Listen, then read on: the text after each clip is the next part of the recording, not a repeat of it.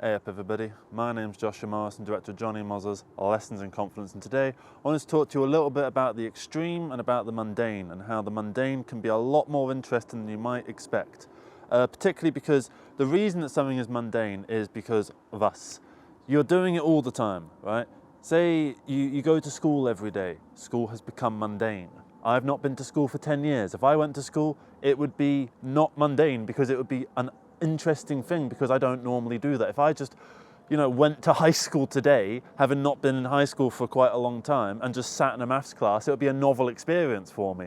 But a 15-year-old who is going to school all the time, they're going to sit in that maths class and be like, oh my God, I'm so sick of this. Conversely, that same 15-year-old might go into an office where someone has been working for the last 20 years, just sitting there like that all day, clock in at 9, punch out at 5. And then, that 15-year-old is going to kind of like it because it's a new experience to them, it's novel to them. Like when I did work experience, I worked in an office and I loved looking at all the little bits of the computer stuff, and I liked looking at the little setups everyone had, and I felt like I had so much life because it brings you that life. The novelness of it brings you energy. And I feel like the reason I wanted to make this video is because the mundane is a lot more interesting than you actually think. But the only reason that it seems uninteresting is because you're so used to it. And when you get used to something, it doesn't matter how great that thing is, it will become mundane. Just through the sheer nature of continual acquaintance, essentially, with that thing. Like, say you get your dream job, right? Say your dream job is to work as a pilot, okay? And now you've become a pilot, right? And you've been a pilot for the last 10 years. You're loving it, right? Because you're doing your dream job. You go to the pub on the weekend, and people ask you, oh, how's your piloting going? Where did you go today? Where did you go this week? And you sort of go, oh yeah, I went to Mallorca. I went to Greece, and then on Greece I did a sort of round trip back. So I actually went to Dubai. I had to stay overnight there for a little bit, and then I kind of made my way back. So that was quite fun. But, then it starts to set in that you've got to spend all this time away from your family, and, flying is actually a little bit boring when you really break it down. You're sat there just watching the sky for ages, just like this. Should we press the button now? Yeah? Yeah, I know. And then you probably, you and the co-pilot probably have a bit of back talk. And if you get on with the co-pilot, then you're having a good time. But if you don't like your co-pilot, then you're not really having a great time. But the point I'm trying to make is that the more that you kind of go through these experiences that originally started off as these kind of heavenly euphoric things, and then you have too much of them, they become uninteresting. The same way with that pilot, having done that for 10 years, he's now not necessarily bored of it, but he's not any more feeling that euphoric high that he kind of got from it when he first started, because he was kind of like, I worked so hard for this. I was training for years, and I really worked my way up. And being a pilot is a really hard thing to do. I passed all my flight school, and I got my 50,000 hours, whatever it is you need to get. I did all of that. Now I'm finally a pilot, and I bet his first job, his first real commercial flight where he got paid for it, that was one of the best moments of his life. And the second one of the best moments of his life. And the third one of the best moments of his life, and so on and so forth and so forth. But each time, a little bit less than one of the best experiences of his life. A little bit less. And it's not like it ever got bad. Obviously there's some days when he goes in, maybe his co-pilot today is the knobhead that he always hates getting.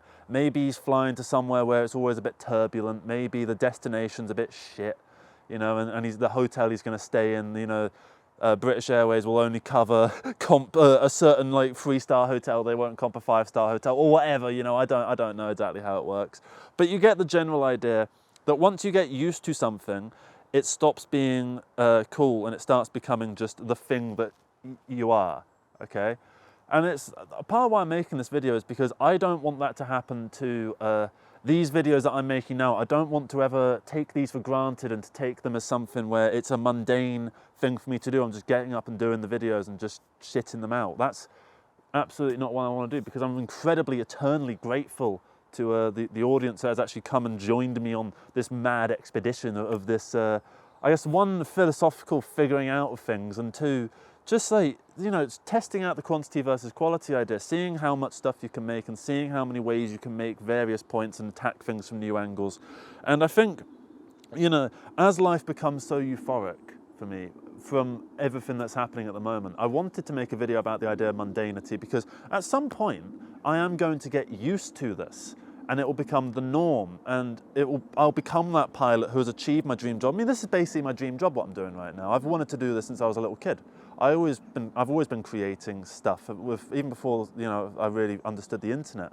And I always wanted people to take something away from it, and that's finally happening.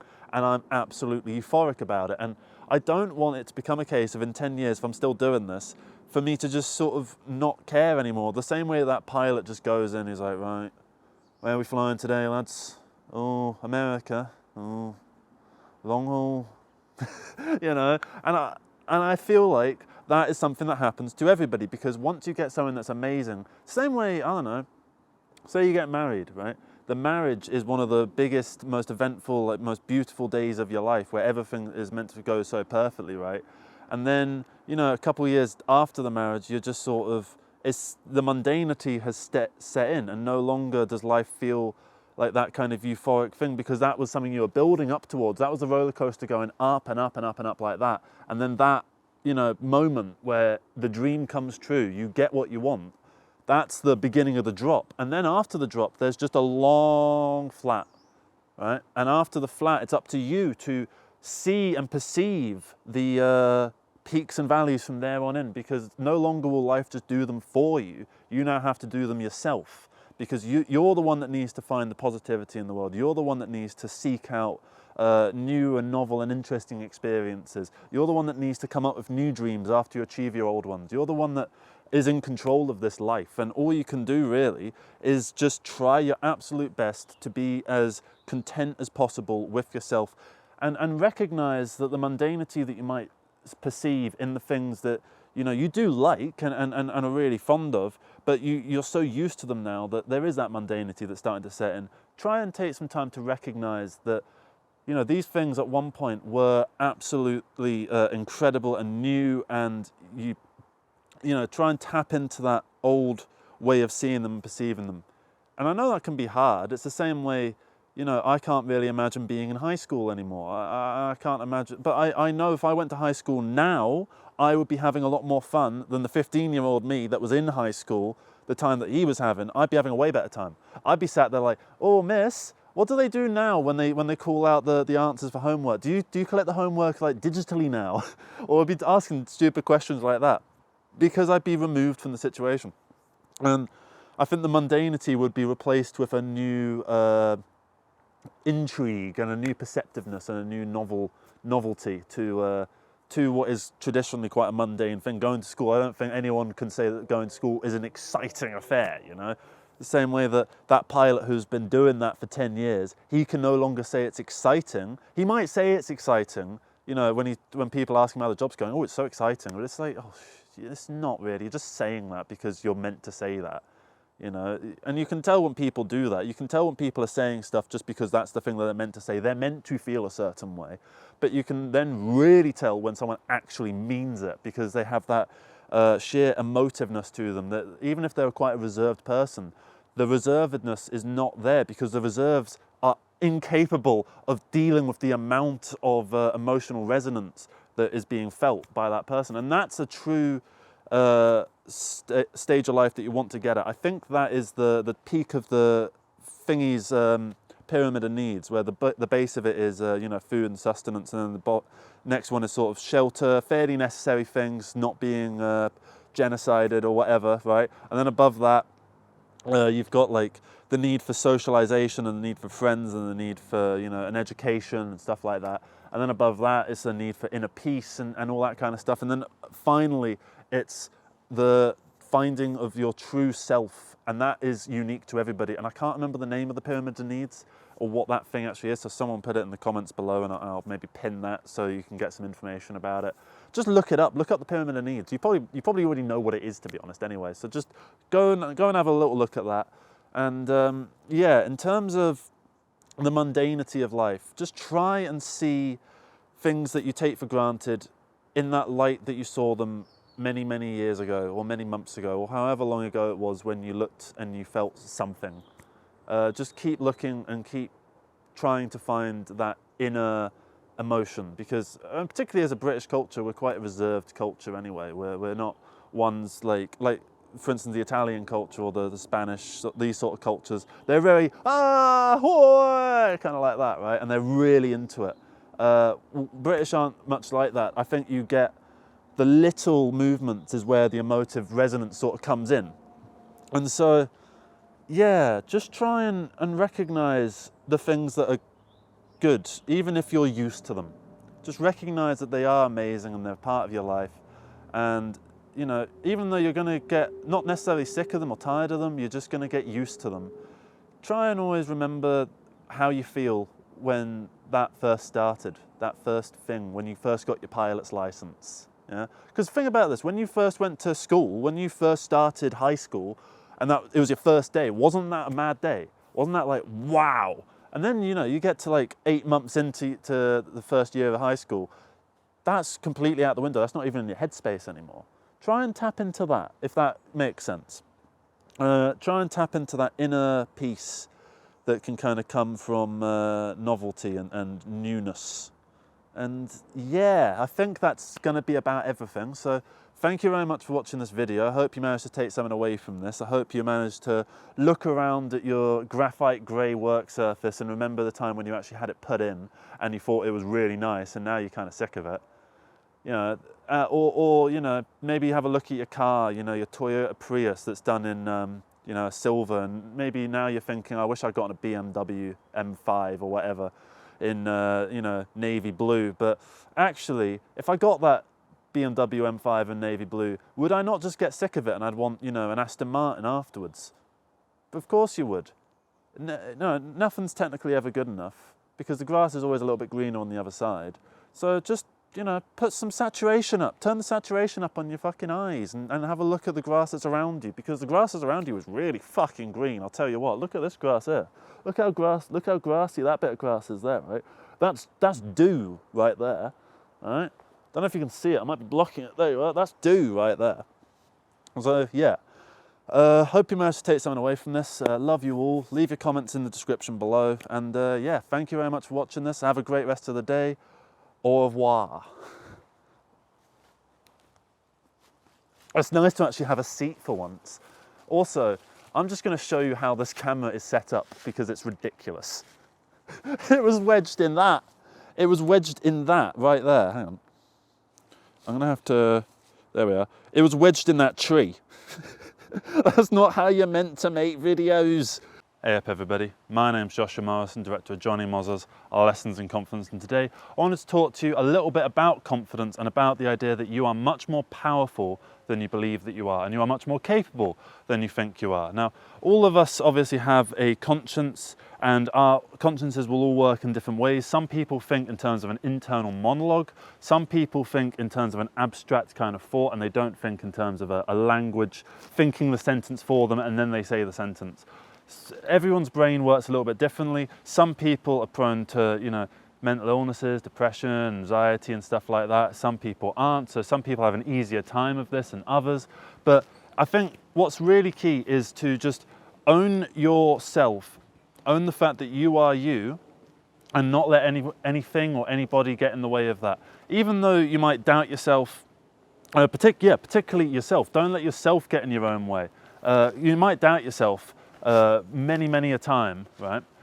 You might feel like you're not up to something. Like today, I felt like I wasn't completely up to doing these videos, to be honest, but you are more powerful than you think you are, and you are far more able to do the things that you want to do than you think you are. If you ever sort of made a big plan, right? You have a plan to do this, that, and this, right? You might be able to do this, and that, but you didn't manage to do that, and this. Okay, so you only managed to do half the things that you were even trying to do. But because you set your expectations quite high and you were striving for that high expectation, you ended up working harder as a result. And the fact that you managed to get this, and that done is pretty good in and of itself. You know, if you hadn't set those high expectations, you might not have gotten that much done to begin with because you didn't have something to strive for. You might not have been able to get that done. If you work with low expectations, you might not be able to get nearly as much done because sure, you might be able to meet or even surpass those expectations. But the fact that you've got the challenge in front of you, I think gives you that motivation to try that extra bit harder. because we are all capable of it. We're all capable of doing insane things. We're all capable of, extreme life circumstances. None of us are immune to, the catastrophizing sort of anxiety sort of thing that goes in the brain, where you kind of sit there and you think, I'm not up to this, I can't do this, I just want to stay inside and eat crisps. We all have that semi thing in our brain, or whatever your comfort is. I don't know what that might be. That's down to you and your personality, right? But in terms of you being more capable than you think you are, you just are, right? You ever look back at something you did in the past and you think, fucking hell, how did I do that? You ever look at, I don't know, take when you were doing your exams in school, right? Could you go back and do your exams now in the mindset that you're in? I certainly couldn't. If I had to go back and do my GCSEs, I would fail all of them because I don't have that same mindset. But at some point I did, and I had the power to be able to do that. We all have power to do things beyond our expectations. I thought I was going to fail my exams, and I ended up passing them. Not with flying colours, maybe Technicolor, but what matters is that you're able to do more than you think. You're able to achieve more than you believe. And the way that you achieve those things is by not worrying so much about stuff and just going out there and doing it. And if it doesn't work, it doesn't work. But the fact that you tried it means that it's rooted into your mind, and it's rooted in that you are capable of trying that thing. Even if you failed this time, you see where you went wrong, you see where you went right, and you try and eliminate the wrong, and you try and increase the amount of right. And you do that for all things throughout life, not necessarily just creating, but also, in general life, doing errands, running your errands.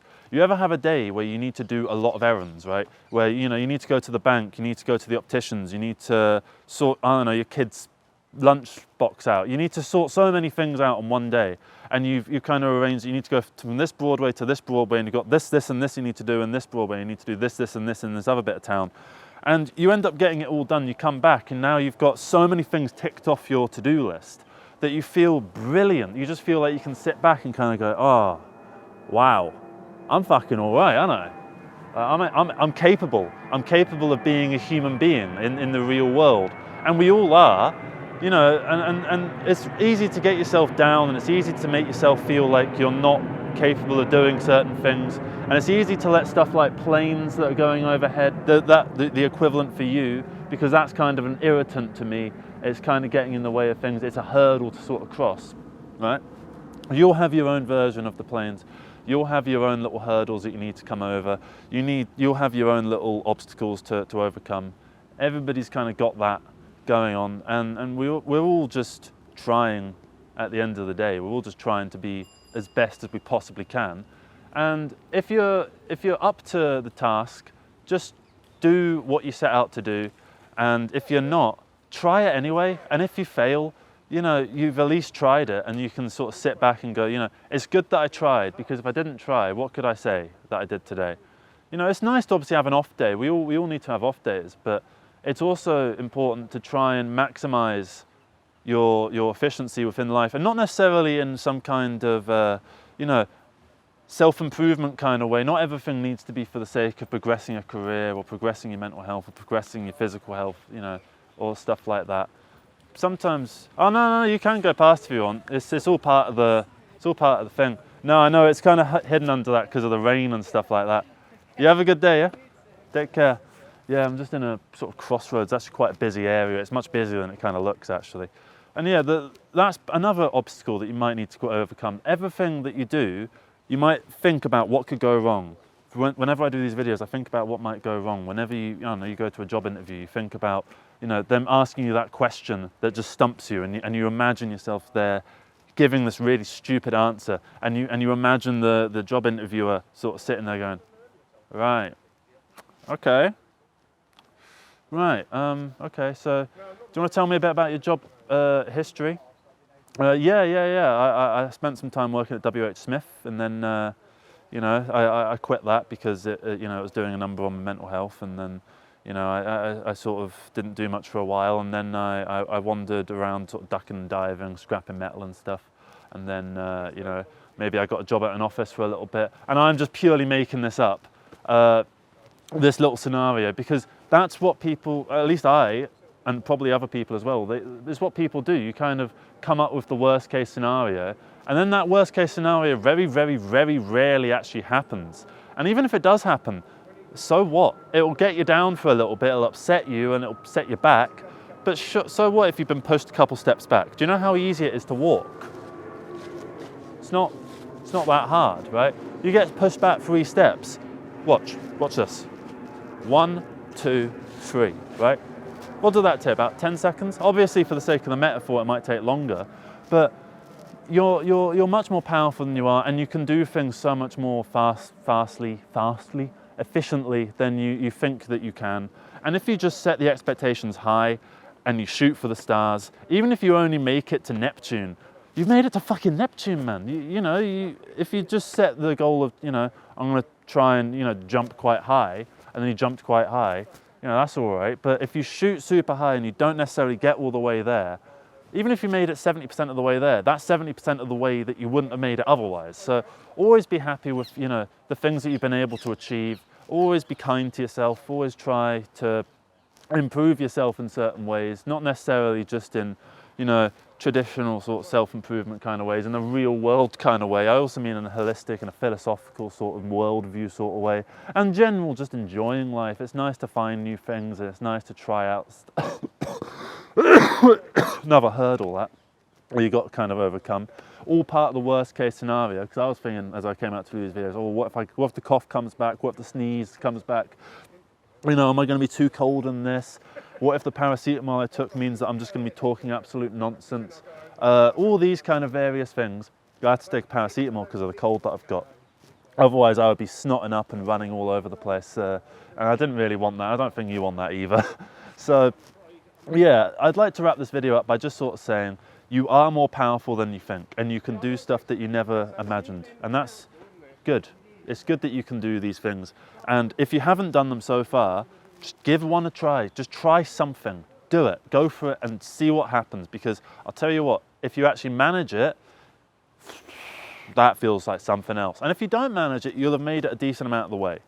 If you give it your honest, most earnest attempt. So I think that's going to be everything for this one. A bit of a shorter video, I feel like. Yeah, I'm sorry it's a little bit all over the place, but it's a topic that is naturally all over the place because it's not some kind of ingrained philosophy that has anything being worked out around it. It's just a little theory that I've come up with, that you are more powerful than you think you are. You can do stuff that you could never have possibly imagined. I'm not saying you can lift like 100 kilogram weights if you're like scrawny or whatever, but you can start lifting more of them. You can maybe lift the 20 kilogram ones and maybe do like 30 of them rather than like 5 of them, and that will improve you for the future, and then you'll be able to do 30, and that'll become easier and easier and easier, and at a certain point that'll just become like second nature, and then you'll do it again with maybe 40 kilograms or whatever, and then you'll carry on. So I hope that makes some kind of sense. I hope you're able to take something away from this video, that you are a fucking powerful individual with great capability, and you should live up to that capability because you're pretty fucking decent, I'll tell you that. So thank you very much for watching this video. I hope you have a good rest of the day. Try something weird. Let me know in the comments what you tried and what you did to do it. Say if you even didn't make it all the way in terms of what you were hoping to achieve. Even if you only made it 50% of the way or 40% of the way, that's 40% of the way that you wouldn't have made it otherwise. So why worry so much about what you can't do when you could always just see what you can? So yeah, that's going to be everything from me. Take care. Have a good rest of the day. Bye. Yeah, that's going to be the video. Okay, I filmed a film here actually. It's called Cornered. I might put it in the Amazon. I might put the Amazon link in the description. I play like this sort of. I don't even know what I play. It's a guy that wants to play someone's guitar, and I'm basically sat like this. I'm not doing it properly because I don't want to get my ass too wet. So yeah. Fuck it. That's cut. It's cutting to a clip of it. So yeah.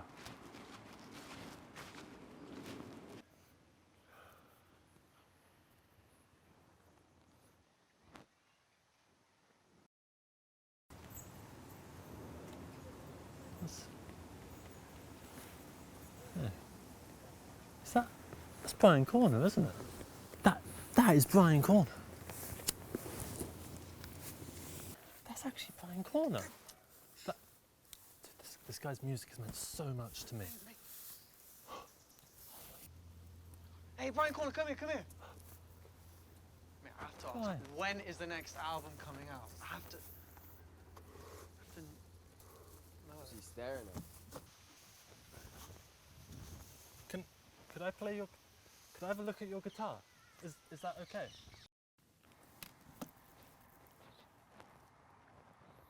This is the guitar you played on the Blank Statement album, isn't it? I love that album. It changed my life. Can I play it?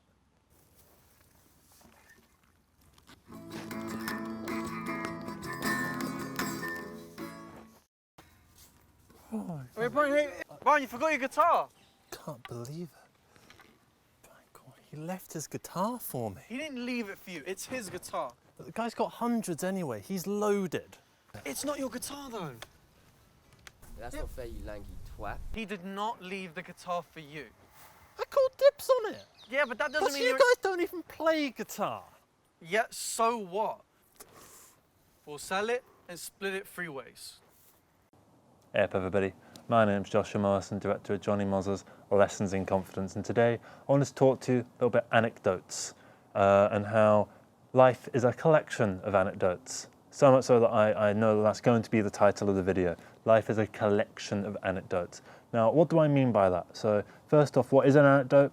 Kind of basic, obvious thing, but an anecdote is a story that you can kind of tell to another person. You know, you're hanging out and you're like, oh, this one time I met up with this guy and then we went down and did this and like this crazy thing happened, and it was like, and not always, but a standard, you know, basic kind of goal of an anecdote is to tell an interesting, entertaining story for the purposes of maybe comic effect or dramatic effect. You know, you might be looking for a response of like, that was that was a funny story. Yeah, you're a funny guy, man. Or you might be looking for like a bloody hell, Jesus, fuck me. And that happened to you. Those are kind of the two polar opposites of the spectrum, and you don't really want to be caught in the middle where someone's response is kind of this ambivalent, oh yeah. Oh yeah. Oh yeah. Because that shows that your anecdote isn't particularly interesting. And now we all have millions and millions of anecdotes that are incredibly boring. For instance, today I had an anecdote where I left the house to do some filming, and I went to a coffee shop first because I was gonna sit in a coffee shop and just like, you know, relax for a bit. Because I had on my loyalty card, you know, you can get that card and they stamp it, and after you get 7 coffees, you get the 8th one free, that kind of thing. So I had a free coffee, so I was like, oh, I'm looking forward to having it. So I went to the coffee shop, and it said open on the front sign. And then I opened the door, and then the guy inside was sort of sweeping around. I was like, is it still open? He goes, no. And just goes straight back to sweeping. I went, all right. You know, you open, the sign says open. He didn't respond, and then I just sort of shut the door, walked off, kind of thought, what the hell was that about? Bit weird, isn't it? See how not interesting a story that was? I'm going to see the audience retention went down slightly at that part because it wasn't an interesting story. But I think that is a good example of what we all have. We all have dozens and dozens and hundreds of stories that we could tell exactly like that. So much so that we've forgotten. I couldn't tell you a story like that from about 4 years ago because I've forgotten it because it's not particularly interesting. And exactly the same with you. So you want to collect these interesting anecdotes. You want to collect anecdotes that are fun and novel and not even necessarily unique, but at least unique to you. And that when you tell them, it feels like, you know, you're telling a personal story. And this isn't about being someone that can tell really good anecdotes. This isn't a charisma sort of video about like, you know, you need to gain confidence and that kind of thing. This is more a video about going out there in life and just going with the flow and seeing what happens, because that's how anecdotes are born. That's how stories get told, because the way that a story is told is first the story needs to happen, right? If it's based on a real thing, you know, it can be fiction, but we're talking about real life stories. So first you have to experience the thing. Then you need to process it, and you need to figure out like the individual parts. Like, you ever gotten with a girl and like you really like her, right? You like her so much, and then you tell the story to someone, and you spend like 30 minutes telling this one story about like this really basic thing. Oh, you spent 30 minutes talking about how you met, and it was just at a cheese shop, and you both like Montague Jack. You managed to stretch that out for 30 minutes. I think I stole that joke from the IT crowd. But anyway, you try and pass the interesting information, and then you put that information forward as part of an anecdote, and that's the process of creating an anecdote. First, you need to experience the event, then you need to pass the information, figure out what's interesting, what's not, what makes for the best version of the story. Not necessarily making things up, but just like, what pace at this story. Say the story is you and your friend went down to the shop, and along the way you met quite an eccentric character, right? And this character suddenly said, "Oh yeah, come with me," and he takes you to a pub, and then he buys you both a drink, and he sits you down, and he talks to you about his business plan, right? Now that's quite an interesting story, but imagine you spent the time when you're telling that anecdote talking all about the business plan itself, which wasn't particularly interesting. What was interesting here was meeting this random guy and him taking you two random strangers to the pub and getting them a drink, and then talking them through the business plan. The interesting part wasn't what you and your friend happened to be talking about, or what you both bought from the shop that you just came out of. That's not the interesting part of the anecdote. The interesting part of the anecdote, and is going to vary for various anecdotes. It's not going to be the same every single time. And so you need to figure out how you're going to pass this information, and then how you're going to pass this information on. See, I use both two different versions of the word pass. So one's P-A-R-S-E and one's P-A-S-S, right? So that's how you make an anecdote, but how do you find these anecdotes in the world? Well, the way you do that, at least the way I do it, is just say yes to stuff. Weird situations come up, let them happen, because you can find a lot of fun in these weird situations. You can have a lot of fun with the unexpected. Like this. Keeps rising to the top. So you can find an awful lot of fun in the unexpected, and going with the flow of things can take you down some really strange and quirky avenues. Now obviously use your common sense, don't follow a stranger down a dark alley, you don't want that kind of anecdote. But if a friend invites you out, say yes. If an opportunity comes your way, take it. Why not? See what happens. Even if you don't think it's going to be that great, it might turn out to be better than you thought. And that's kind of the key. You want to go with the flow of things. And what way I've always worked is I just kind of go with the flow of things. I just say yes to stuff and see where the world takes me. I don't plan things out. I just sort of let things happen.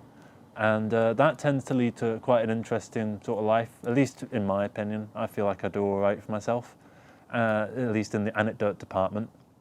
And as you continue through life and you make your way from adulthood to old age, you are collecting these anecdotes, and your library of past experiences will grow. And as it grows, you'll be able to flick through the books. And if you meet an old friend and you start telling stories and you reminisce, you suddenly start telling stories that you don't even remember, right? That you hadn't remembered for years and years and years. But just this being with this person has unlocked those memories for you. You go through your archive of your life, of your own experiences, and you think back to yourself maybe 10 years ago. And what were you doing 10 years ago? For me, 10 years ago, I was doing my GCSEs. I got my 5 Cs, got my C in English, C in maths, got a B in RE for some reason, which I don't quite understand. Anyway, that's what I was doing 10 years ago. So if I try and think about it, I remember I met up with a guy who we'll call Brian for the sake of this. We used to play Yu-Gi-Oh! A lot at school, and I had an ancient gear deck, and I never lost a single game of Yu-Gi-Oh! In my life at that school. I lost games outside of school, but at school I never lost a single game, and I probably played like 30 games. And that, not because I'm such a skilled player, I was all right, but I did all right for myself. I wasn't great, but because the ancient gear deck was so overpowered, and I think I really did a good job on crafting my deck. I never changed my deck up because this deck worked perfectly for me. It had a little combination of cyber dragons and gadgets, and you don't really give a shit about this. But anyway, I met up with Brian. Put Brian under that. I accidentally said his real name. Just put like a text-to-speech Brian, yeah?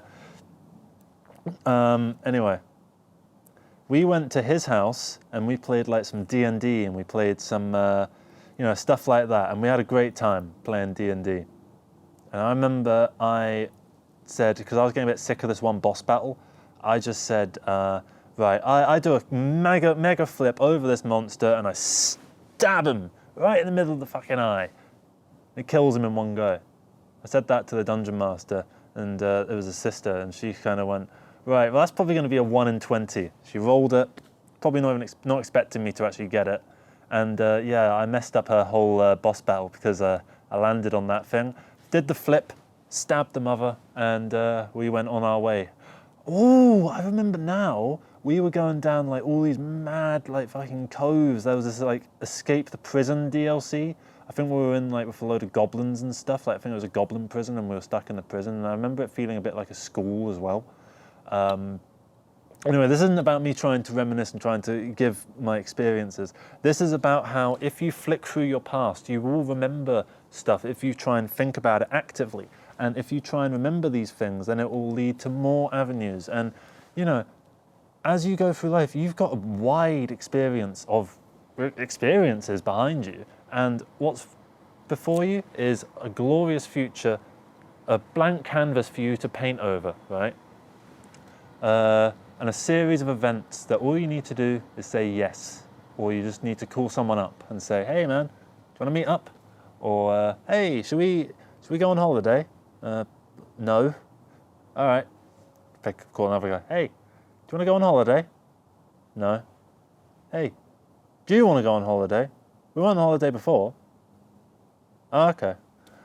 Not really sure what the point of that. But anyway, the point of it is to be proactive a little bit as well. Like, say yes to stuff, go out there, get stuff done, just do stuff, be active. And the more you're active, the more experiences you'll have. The more experiences you have, the more happy you'll be.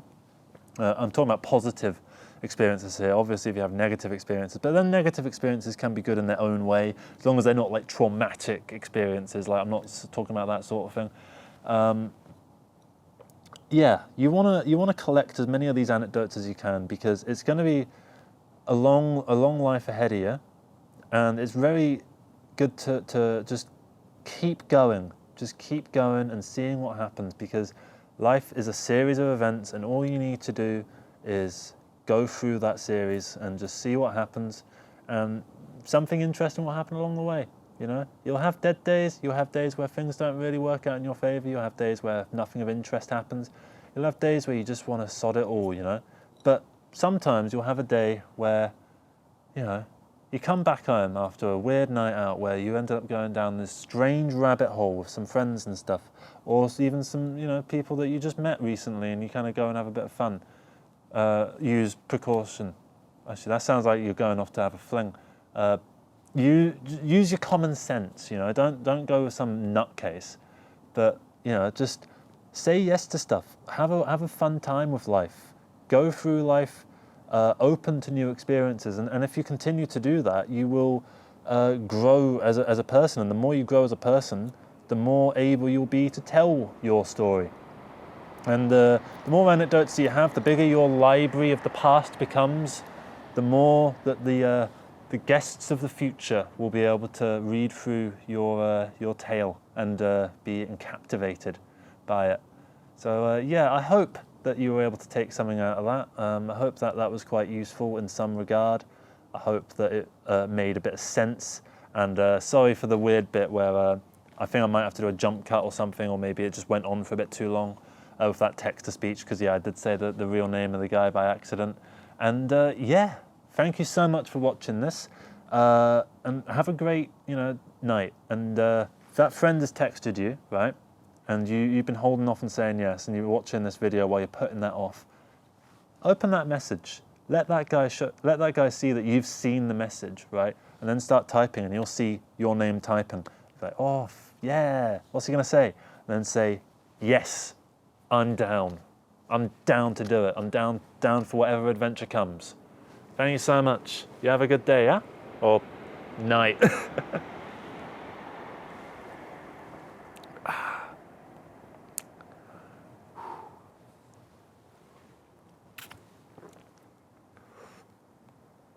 Just a naturalistic thing to close us out. It says thanks for watching up there. Which, I mean that.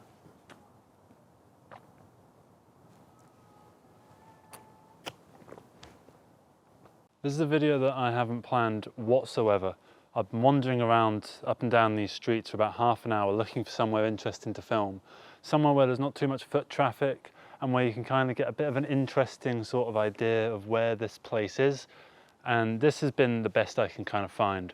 And I'm talking a little bit quieter because it is a residential area, you know, and I don't really want to disturb people particularly. So this is probably going to be a shorter video than usual.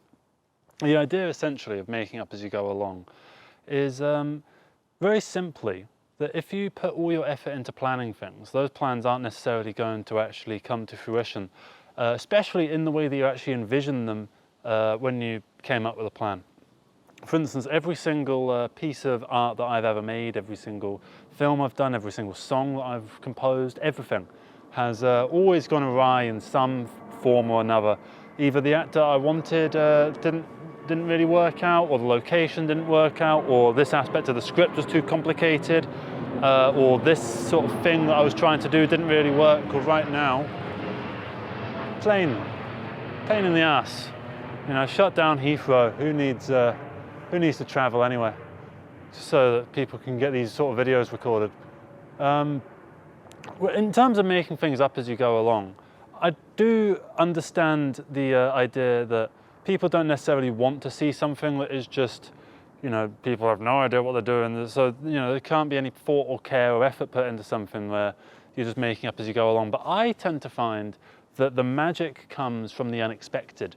Whenever I've gone out, my favorite shot whenever I've gone out has always been the one that I didn't really think was all that. When I was looking at it on the little tiny screen that's probably about that big on the camera, and then I go and see it on the computer monitor, and it's, you know, maybe that big, a bit smaller than that. I think, oh wow, that shot's really good. And the shot that I spent, you know, an hour tweaking and twiddling and making sure that everything was absolutely perfect, that one tends to not be the one that's, you know, my favorite.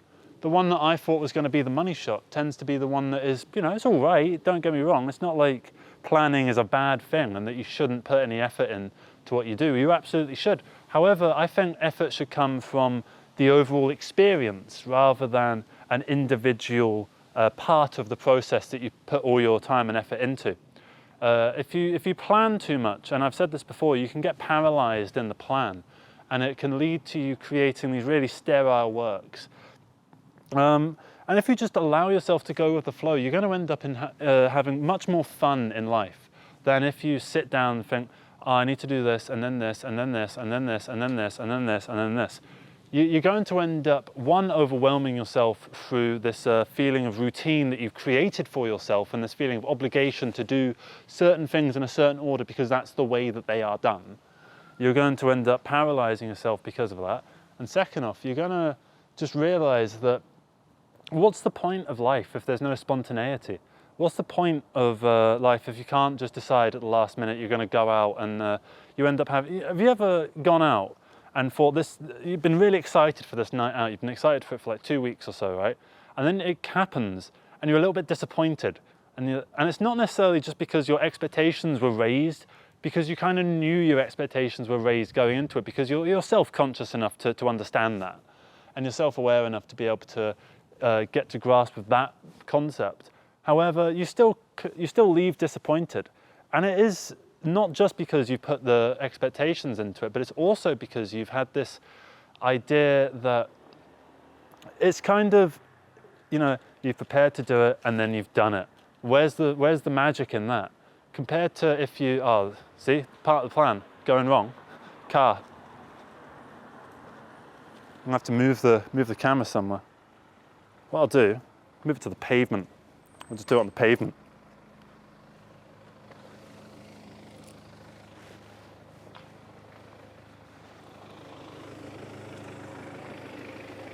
You right? Huh. See the car. Let me just try and find a spot. We'll do it here-ish. Ooh, that looks nice. Make sure it's all in focus. Yeah, brilliant. Let's raise it up a bit. ISO can go up a couple notches as well. One more, yeah, whatever. That's probably gonna have to do.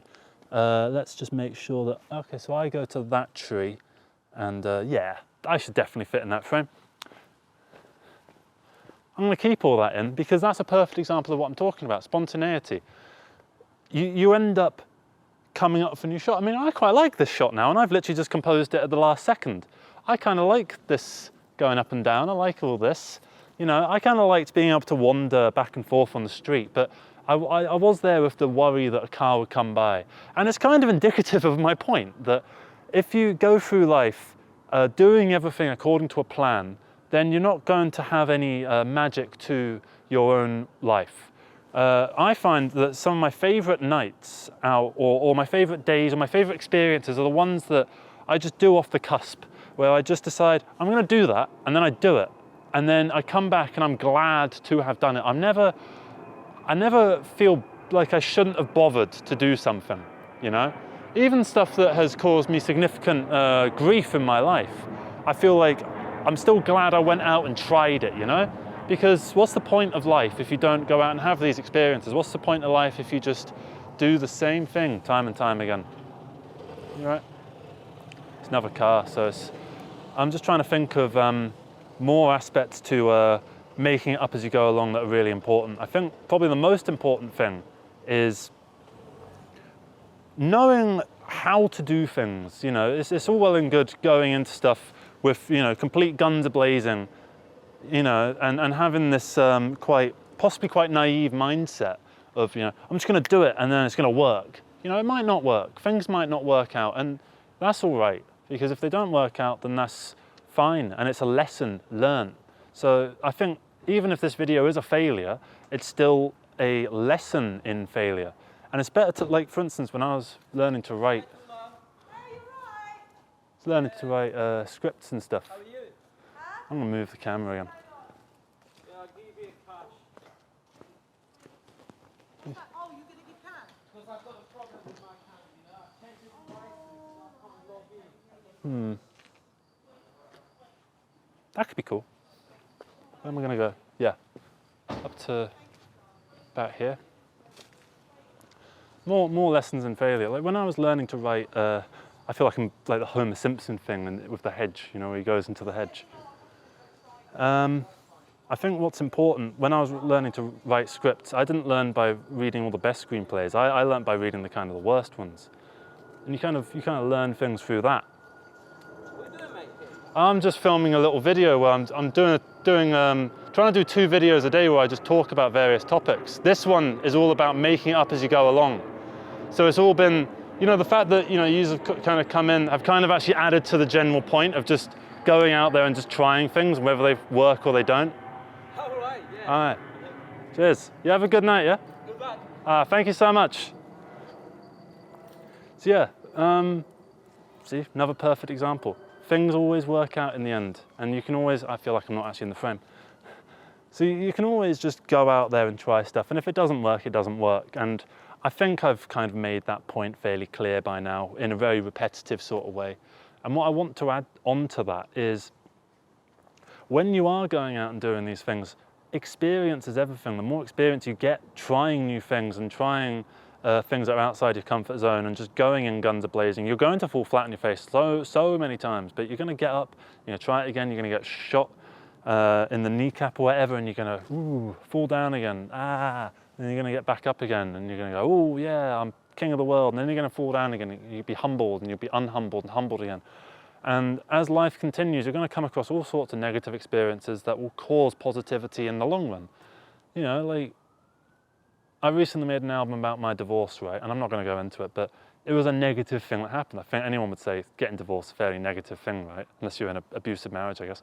But with coming out of it, with the experience, has been far more valuable than say just living life in a sedentary way, is what I'm trying to get at. And so I'd like to wrap this video up, because it's not a big point that I'm trying to make. My general point is just go out there and try it, and who cares if it doesn't work, because you can always try again.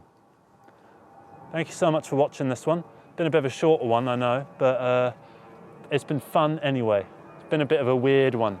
I know this one will probably be the one that might get people to unsubscribe, but people might come along and just sort of be along for the ride. And thank you for joining me on this ride.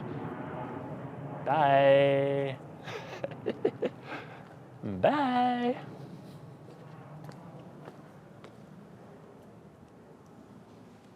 Hey up everybody, my name's Joshua Morrison, director of Johnny Moz's Lessons in Confidence. Today I want to do a little bit of a guided meditation.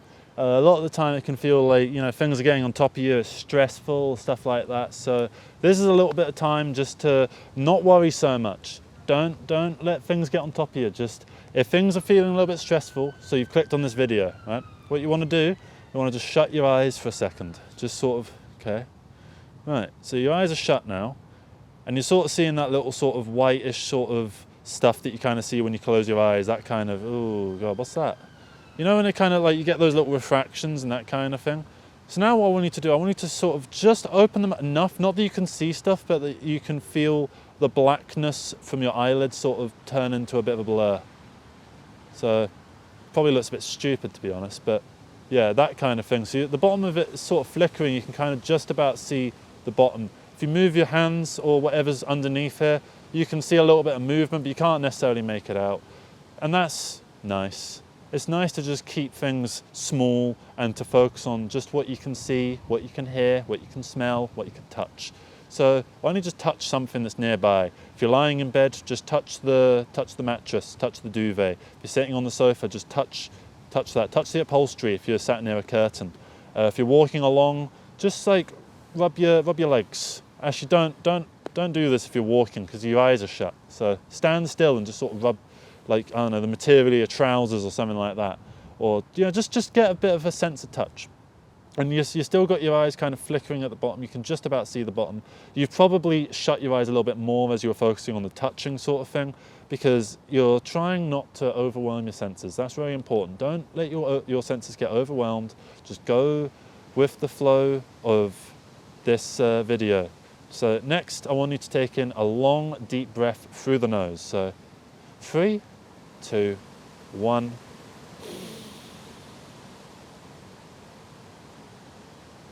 Lean your head back.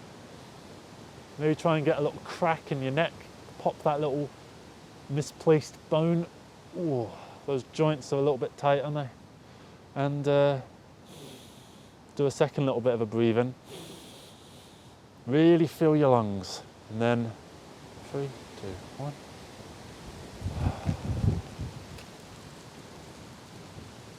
Let's do that one more time. There's a lot of noise out there around you. Not just in this video, but in your real world now. Maybe there's construction going on next door. Maybe there's traffic outside. Maybe the cows are mooing. All sorts of noises. Just focus on the intake of the breath. Hold it in your lungs. And out through the mouth. Let's just do that again. In through the nose.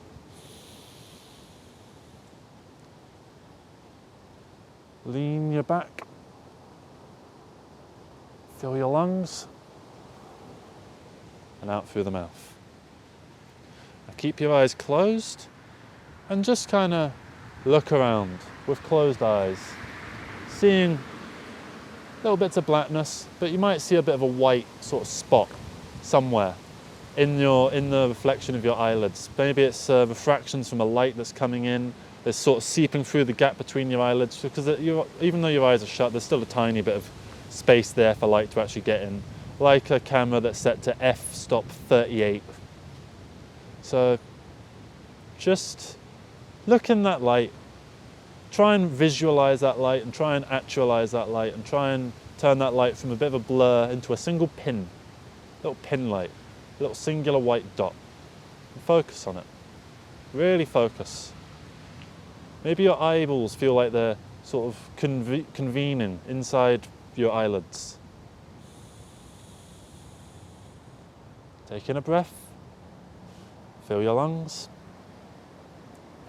and out through the mouth.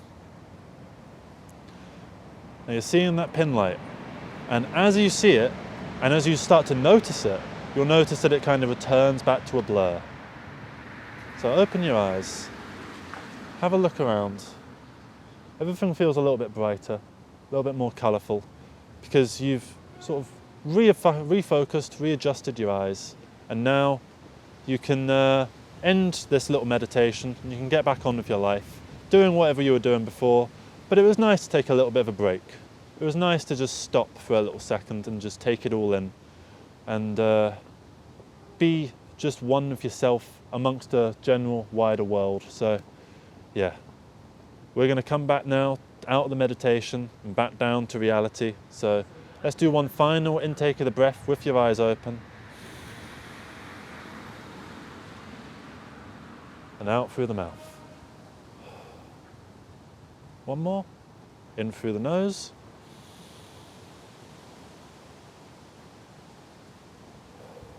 And out through the mouth. So thank you very much for watching this. I hope you got something out of it. I hope it was fun doing this little meditation. I hope you actually did it and didn't just watch me breathing like a Hmong. And yeah, thank you very much for watching this video. Hope you have a great rest of the day. Take care, everybody. Bye-bye.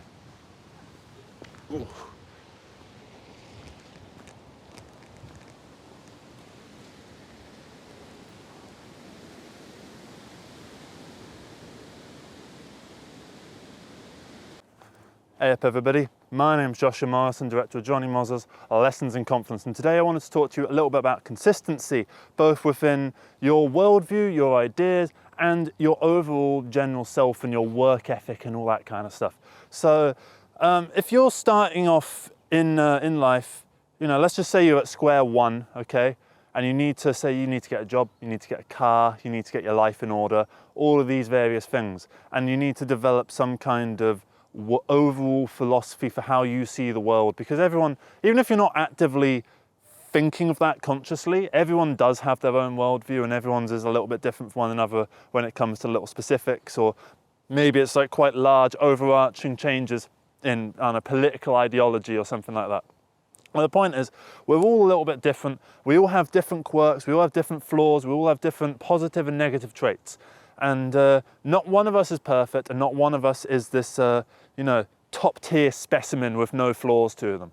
So in terms of consistency, we all fall off. In terms of consistency, we aren't all 100% brain activated at all times of the day. Obviously, we need to sleep, but I mean just in, you know, from day to day. Some days, even your biggest, like, I don't know, who's the biggest like guy who does self-improvement or is like, oh, look at how great he is. You know, they have days where they just want to sit around on their arse all day and just like, I don't know, watch Netflix and drink tea or whatever it is they want to do, right? Well, they all have lazy days. Everyone's got a lazy day. And you need those little lazy days to actually make sure that you know, are able to get back on top, because you need to recharge, because you're not just a robot that can just, you know, work 24 hours a day and you can just, you know, work while you're being charged. You know, you need to sleep, you need to rest, you need to socialize, you need to have like fun experiences in life, you need to live in the world, and I mean proper live, not just exist. And you need to get all of these things out there so that you can develop yourself holistically as an individual, because if you don't do that, then your own worldview will suffer as a result from lack of experience, from lack of knowledge, first-hand knowledge about, you know, the way that the world works. If you've never, I don't know, say spoken to your local councillor, how can you for certain talk about what local councillors are like without having that experience? Obviously it's a sample size, it's a small sample size, not like you have full authority on all local councils across the entire hemisphere, but you know, you have this experience that you can use. It's something that you can pull up if someone asks you about it and go, yeah. Or, you know, in terms of maybe having a job. Have you ever worked in something where you got to do like 80-hour weeks? I've done something where I had to work 80-hour weeks, and it was absolutely, I hated it. It was 7 a.m. It was meant to be 7 a.m. to 7 p.m. Monday through Saturday. and that was 72 hours a week. But the thing is that they would make us stay longer if all the work wasn't done that day, which was every day. And yeah, I could not stand it. I had zero time to be like myself or anything like that. And I don't really see how anyone can actually realistically work that hard. So yeah, you got those kind of things that help build you up. You need negative experiences to help build you as a person. You also need positive experiences to help build you as a person. You need both. You can't choose and pick and choose one or the other, okay? Because all you can do is try and get yourself out into a space where you can get positive experiences, because negative shit is going to happen to you no matter what. You don't really want you don't want to go out and make sure negative stuff happens to you, because that's like life will take care of that for you. Don't worry about that. Focus on the positive stuff down this path. Do you want to walk down the path, right? Or do you want to walk, I mean, imagine it was uncut grass and it's kind of hard to sort of wade through it, yeah? So you kind of have that sort of thing. I'm just going to check that I'm actually recording because, yeah, I am. Sorry I had to do that. I don't like doing that, but it started playing up with me lately. It gave me a little recording pause last time. I recorded a 20-minute video of this and I was like, oh, that's a negative experience though. Sometimes these things happen, and I'll tell you what, it's helped me to develop the point that I'm making, because in terms of consistency, you know, you need to keep putting stuff out there. I don't know why I did that voice, but you need to keep putting stuff out there. You need to keep trying things, and you need to keep, you know, living new experiences which will help grow you as a person. You'll find out what you like, what you don't like, what you're ambivalent on, which maybe you thought you would really like, and then you go do the thing. Maybe you've been talking about how you'd love to go scuba diving, and then you finally go scuba diving. Yeah, it was all right, but I don't really want to do it again. I feel like I only really enjoyed it because I was hyping it up in my head. You know, you kind of got that sort of stuff. And then in terms of consistency with message, which is another point that I wanted to make with this video. These videos that I've been doing, I've been trying to preach sort of positivity and trying to sort of preach this idea that everyone's a bit more powerful than they think they are, and that you can do things beyond your wildest dreams and just like go with the flow, see what happens, and just have fun with it, really. That's the sort of message that I've been preaching at the moment. But who's to say that that message won't change as time goes on and my own worldview changes? Because that's all these videos are. It's just a ramble of me giving my little worldview across. And I can't do that in any head other than my own. You know, I can't give someone else's ideology across. I can try and sum up maybe their belief structure or something like that, you know, but I couldn't actually say what they think, because that's their job. And my thoughts will change over time. So say in a year from now doing these videos, right, I won't be able to be given the same message because I'll be a different person. I mean, every 10 years your atoms change completely within your body. So the me that existed 10 years ago is fundamentally a different person in every capacity, because every single atom that made that person is different from the atoms that make me. Obviously, there was a crossover point, as we probably had half and half atoms about 5 years ago, but that's a different person. And 10 years, it'll be a different person again. And 10 years from then, and so on and so on and so forth, right? And so the message will change over time. But I think the discrepancy between various videos and between various worldviews is where the truth actually lies. It lies between everything that you sort of see. And it's up to you to sort of make the connections and see what works for you, because certain things might work for me that don't work for you. Certain things might work for you that don't work for me. Certain things might work for John Bill Job over there, but they might not work for either of us. But, you know, he does them, so, you know. So you kind of got this ever-developing, ever-evolving message within your own head and your own way of seeing the world that's going to continue to develop and grow as it should, because that shows that you are a well-rounded person that can take new ideas on board. It shows that you're not stubborn. It shows that you're, you know, willing to listen to outside points of view and take them on board, all that kind of stuff. And it's important at the end of the day to take on everyone's worldview. You know, sometimes you discard them because they're shit, but sometimes they're really useful, and sometimes they can be quite good. And, you know, I feel like in terms of the consistency of life, as long as you keep trying stuff, once you're in a groove and you keep dancing, you can dance to that groove for a long time. as long as you keep dancing. And some days will be easier to dance than others. But if you stop dancing, it becomes very difficult to begin dancing again. And it's not that you can't ever dance again, it's not that you won't, but once you've fallen off that horse, it's hard to get back on it. But, you know, you might get to some points on the horse where you're like, fucking hell, you know, this horse is about to kick me off. You know, maybe the horse starts doing like, all that sort of stuff. You know, and maybe it starts galloping at certain points. I'm not sure what that is in the metaphor. It's probably like doing a lot in a small space of time, like having a really productive sort of time. So yeah, as long as you kind of keep your groove up, keep trying things, and you know, don't lock yourself into a singular personality. Always be sort of growing and stuff. Then you'll be doing all right at the end of the day. So yeah, I don't really have much else to add other than that. This is meant to be just a video about consistency in general and how it's important in the sense of, you know, action, but not necessarily in ideas. Aww. I'm gonna move over here so you can see them. All right, that's gonna be the end of the video. There's people coming, so thank you very much. Have a great rest of the day. Take care. Bye-bye.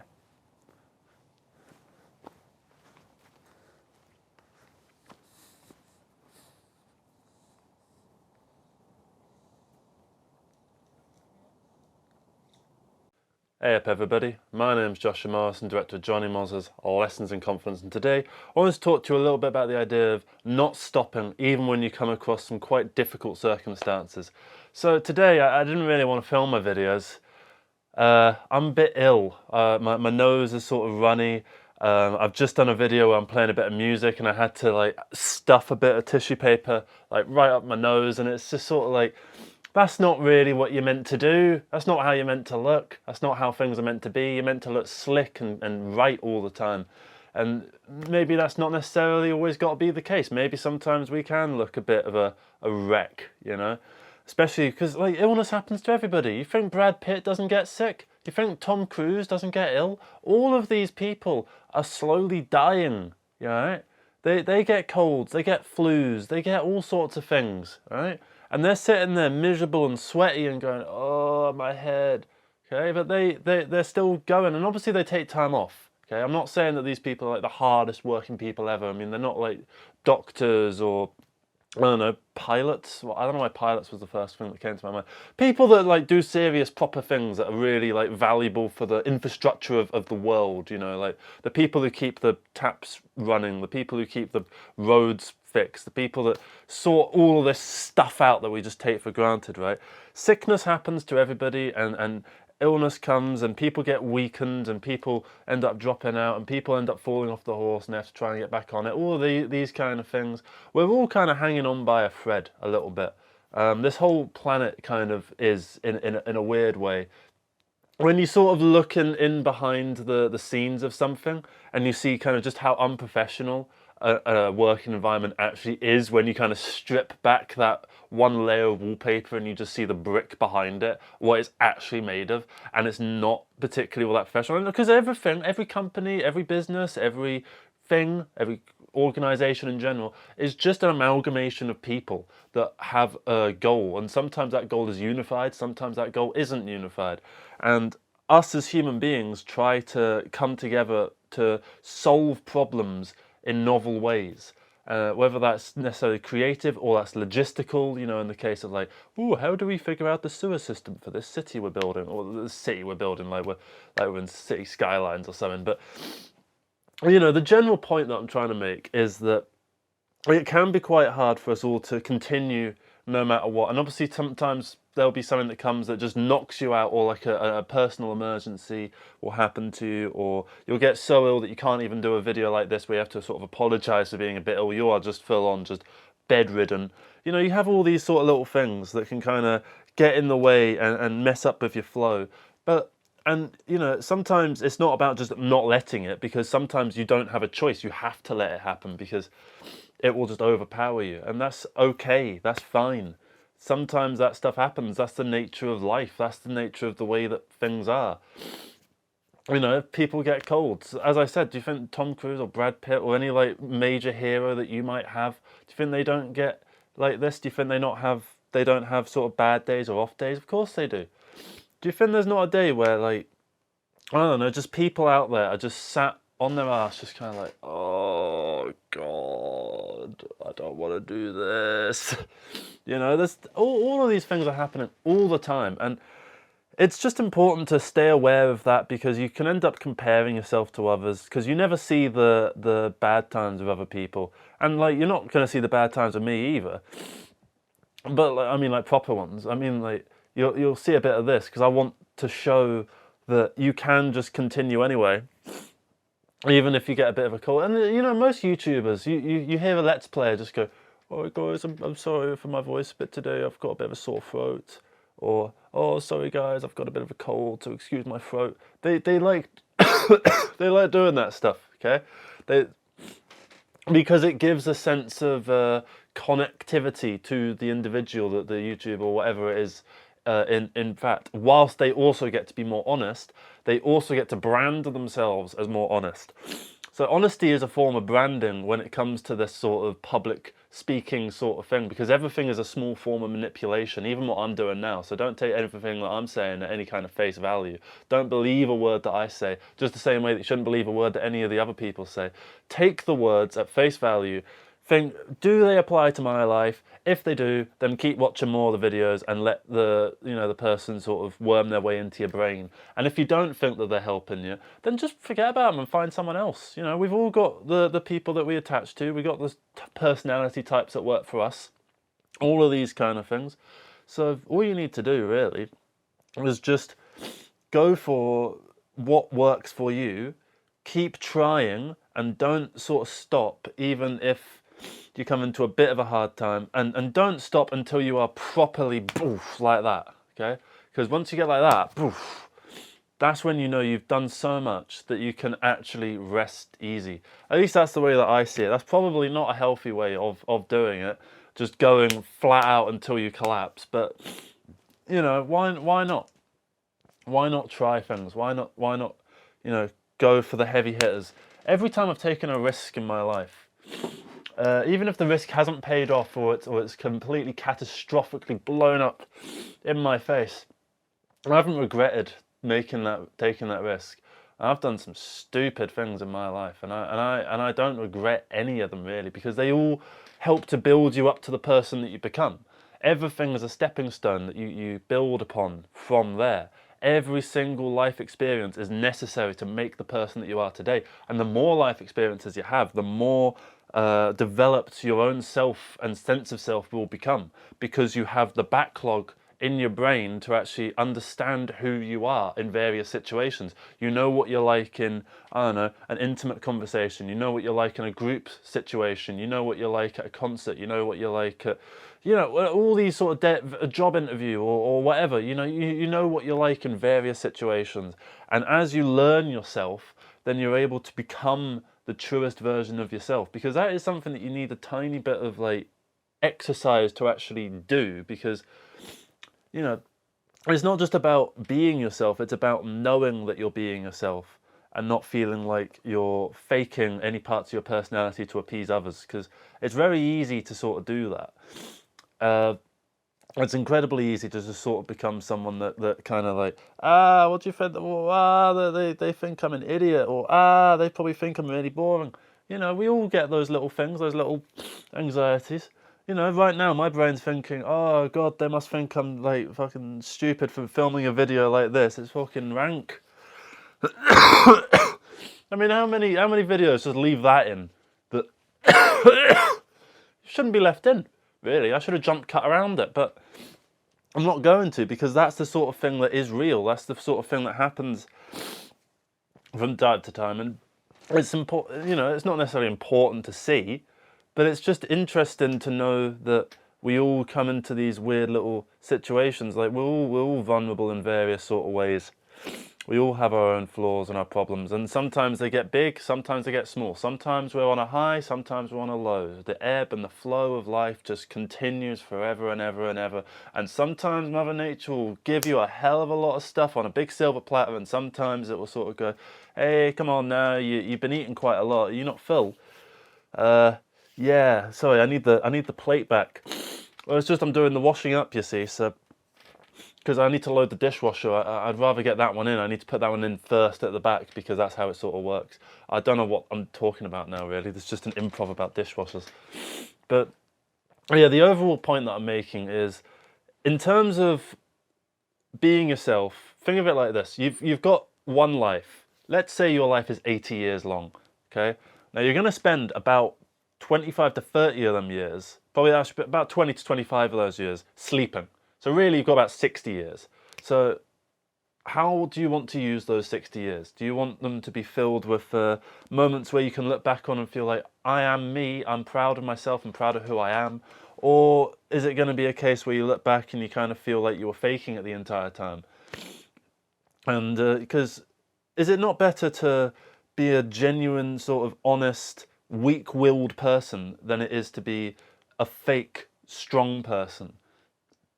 You know, who behind closed doors is really much weaker than they make themselves out to be. Is it not better to just be upfront about who you are and just, yeah, I know I'm not perfect, so what? No one is.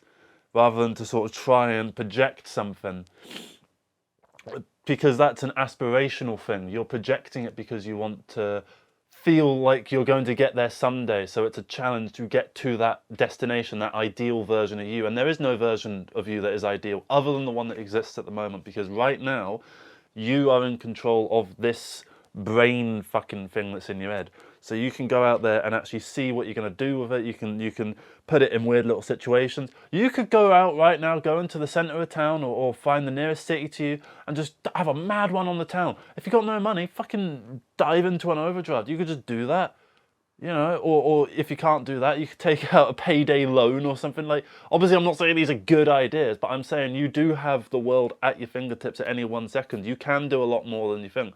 And sometimes you got to do stupid things in order to put yourself in the right positions. Sometimes you need to go through life making mistakes in order to learn from them and to see what's going to happen. Because that's just the nature of life. You know, sometimes life works in fun ways. Sometimes life just is a pain in the ass. And that's just the nature of it, really. Like, so yeah, wrapping it back round to me being ill. I'm quite ill at the moment. I'm going to shine this light on me just so you can get an idea. Yeah, it's not great at the moment, I must say.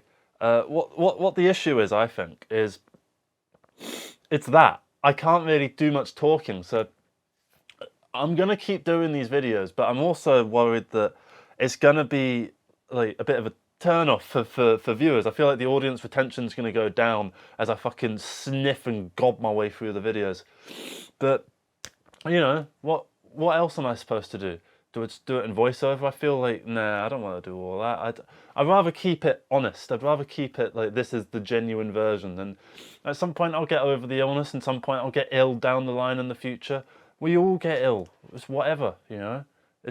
But as long as you're just sensible about it, who cares? So it's not COVID, by the way. I know that was already I know in 2025 nearly now, so it doesn't really matter. But you know, it's not COVID. I think it's just a cold.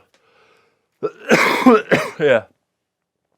So basically, the point of this video was you can sort of do much more than you think you can, even when you're at your weakest. So that's about the video. Thank you very much for watching this. I hope you have a great rest of the day. I quite like this sort of newer angle. I'm going to do more of these. So take care, everybody. Bye-bye.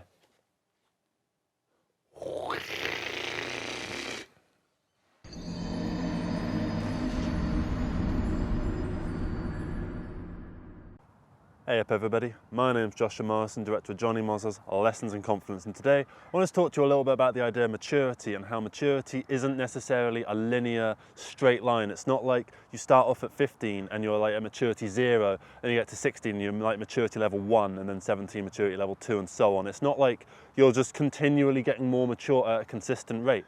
Sometimes you will actually demature as time goes on. Say if something sort of bad happens to you and your immediate sort of response is to kind of go down in a sort of bad way, and as a result you end up a little bit less mature as a result, and then you might learn from those lessons from those bad times and then get back to good times, and then that's you rematuring. So you kind of and remature as a fairly ebb and flow kind of thing throughout the course of life. You know, there's times when, you know, I was sort of 22 and I sort of felt like internally I was about 50, and there's times when I was like 25 and I felt like I was internally sort of 17 or 18. So there's no right answer to any of these sort of things. There's no right way of doing the game of life. There's no correct answer to all of this. You know, some of my favorite people of like the generation above me, before me, spent their 30s just having the time of their lives, acting like total teenagers, and they loved it, and that was the best time of their lives, in their 30s. And some people, they enter their 30s and they start to have a couple kids and they become like the standard sort of parent in their 30s, and that's, all of these answers are totally fine. There's no wrong way of going about life, and anyone who tries to tell you that there is a correct way of doing life and it is like this, they're just wrong, because they don't know you, they don't know the things that are going on inside your brain, inside your heart, and inside your general body. They don't know your development, they don't know your past, and they certainly don't know your future, even though they might try to tell you that they want to give you an idea of like what your future should be. It's like, you ever have people that try and like constantly give you advice, and it's just like, can you just shut up? Like, I get it, I get that I'm not at the place I want to be right now, but I'm content with myself. So why are you trying to come at me and sort of try and make me feel bad for the place that I'm in now? Because maturity isn't a linear thing. Sometimes you will get more mature at a very fast pace, and then sometimes that fast pace will just completely reverse and you'll end up getting less mature, and you'll start hanging out and doing more sort of things that you did when you were a teenager, and you'll start tapping back into your sort of childish sort of version of yourself. And that's all fine, because it's the part of being a holistic human being, essentially. If we were all just continually trying to improve at every single stage and always trying to get better, it's like, say with capitalism, it's like infinite growth is not sustainable in the terms of a free market economic sort of way. In the same kind of way, from a personal development point of view, infinite maturity is not possible. You cannot just continually grow, because sometimes something bad will happen to you that will make you need to stop and take stock and think about what's going on. And sometimes so many good things will happen. You'll be invited to parties all over the place. So you start going into like interrailing in Europe at the age of 38, and you just start like acting like you're sort of 21 again. All of these kind of things will happen, and that's fine. It's good to do this even. It's good to not constantly pressure yourself to mature at a fast pace, to try and complete the game of life, because it's not a game that needs an ending. It's not a, you know, linear story sort of driven thing. It's less like the Call of Duty campaign and more the Call of Duty multiplayer mode, where you level up and stuff and you get more powerful as time goes on, but there's no real ultimate goal. There's no end credits. So I suppose like death is probably the end credits. I suppose death is probably like after the end credits, and then when you're in the hospice, that's kind of the end credits sort of rolling there. But you wouldn't want to skip those rolling end credits, because it would probably be all the people that have made an impact on your life. So I don't know where that metaphor's going, but basically the point that I am trying to make is that sometimes you might feel like you're going backwards, but you're not. You aren't going backwards, because there's this thing that I remember finding out about. I can't remember what it's called, so I'm going to butcher what this is. So basically, in terms of development of a skill, it's about development of a skill, like learning an instrument or getting better at a hobby and stuff like that. So you think you're getting better, and you do. You get a little bit better, sort of like that, right? And the times where you feel like you're stagnating, it kind of goes like that. But in reality, your skills are actually going a bit more like that. And at a certain point, you will start to feel more confident in yourself again once you have gotten to that point where you are now happy with your level of skill. And then it will start to go a little bit slower again, and then eventually you will become discontented with the level of progress that you've made, and then you will start progressing more, but in a subconscious kind of way, in a way that you don't even recognize yourself until it hits you all in one go, and you'll go, oh, fuck, I'm actually all right. You ever stop and think, fucking hell, I'm an okay human being? That's the goal of this. It's just to be content with yourself, no matter what your maturity level is. As long as you're nice to other people, and as long as you aren't a selfish, say, narcissistic kind of person, then I don't think it necessarily matters what your maturity level is, as long as it's not getting in the way of yourself and of other people. You know, you don't want to be putting people out. I'm not talking about like a low level of maturity, like constantly borrowing money off people and that kind of thing. I'm talking more from a brain sort of space. Like, you know, sometimes it's nice to go back to your old childhood cartoons and watch them again and feel like you're a little kid. Sometimes it's nice to do that, and sometimes it's nice to play your childhood video game. Sometimes it's nice to look at your old toys and just have a bit of a poof, you know, with the, you know, your old toy cars and stuff like that. Because why should you have to put these things aside because you have hit this certain level of maturity, which means you are better than that, you know? Oh yes, I am an adult now, and adults don't do this, children do this. It's like, no, human beings, that's what we all are, child or adult. Because realistically, I mean, there is the idea of childhood and adulthood is kind of a societal construction, quite a necessary one, obviously, but when it comes to you, yourself, and your place within the world, I feel like you kind of transcend that, especially if you're of the age where you're sort of 17, 18, 19, 20, where you're at that midpoint between what you would be considered, when you be considered a child and when you would be considered an adult. When you first start to be considered an adult, it's quite an overwhelming sort of thing. And so as you kind of go forward through life and you get more and more mature as time goes on, right? As the bell curve slowly goes up and you start to get dissatisfied with yourself and you start to improve, and then you get satisfied with yourself and you start to stagnate, and then you start to improve again, and so on and so forth. And then sometimes you might just completely drop down and start to have a wild time when you're like 40.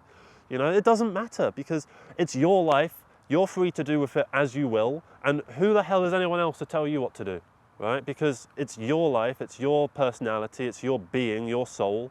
You know, as long as you're treating it with some level of respect, as long as you respect yourself and you're happy with yourself, then it doesn't matter what level of maturity you are, really. Apologies for that.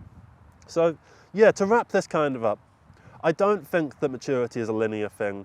I think that maturity is a mindset that you kind of put on yourself. Sometimes you might feel like you're older than your own age, sometimes you might feel younger than your own age, but it all rounds out, everything rounds itself out, and everything works at the end of the day. Are you still going from day to day fairly decently? Then if you are, just keep doing what you're doing because you're obviously doing something right. And if that's not the case, then take a look at what's not working, see what you could do instead, work towards trying to do that.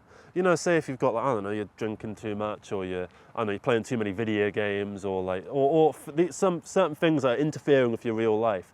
You know, you can obviously work towards trying to sort those things out and trying to cut back on certain things.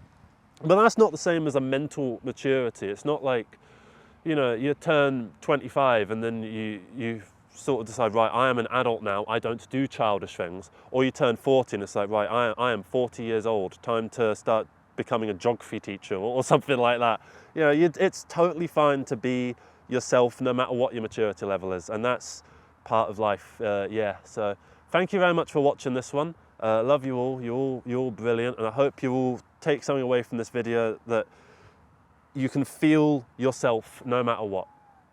Yeah, thank you very much for watching, everybody. Have a good rest of the day. Bye. I've still got a cold. I really shouldn't be wearing just this.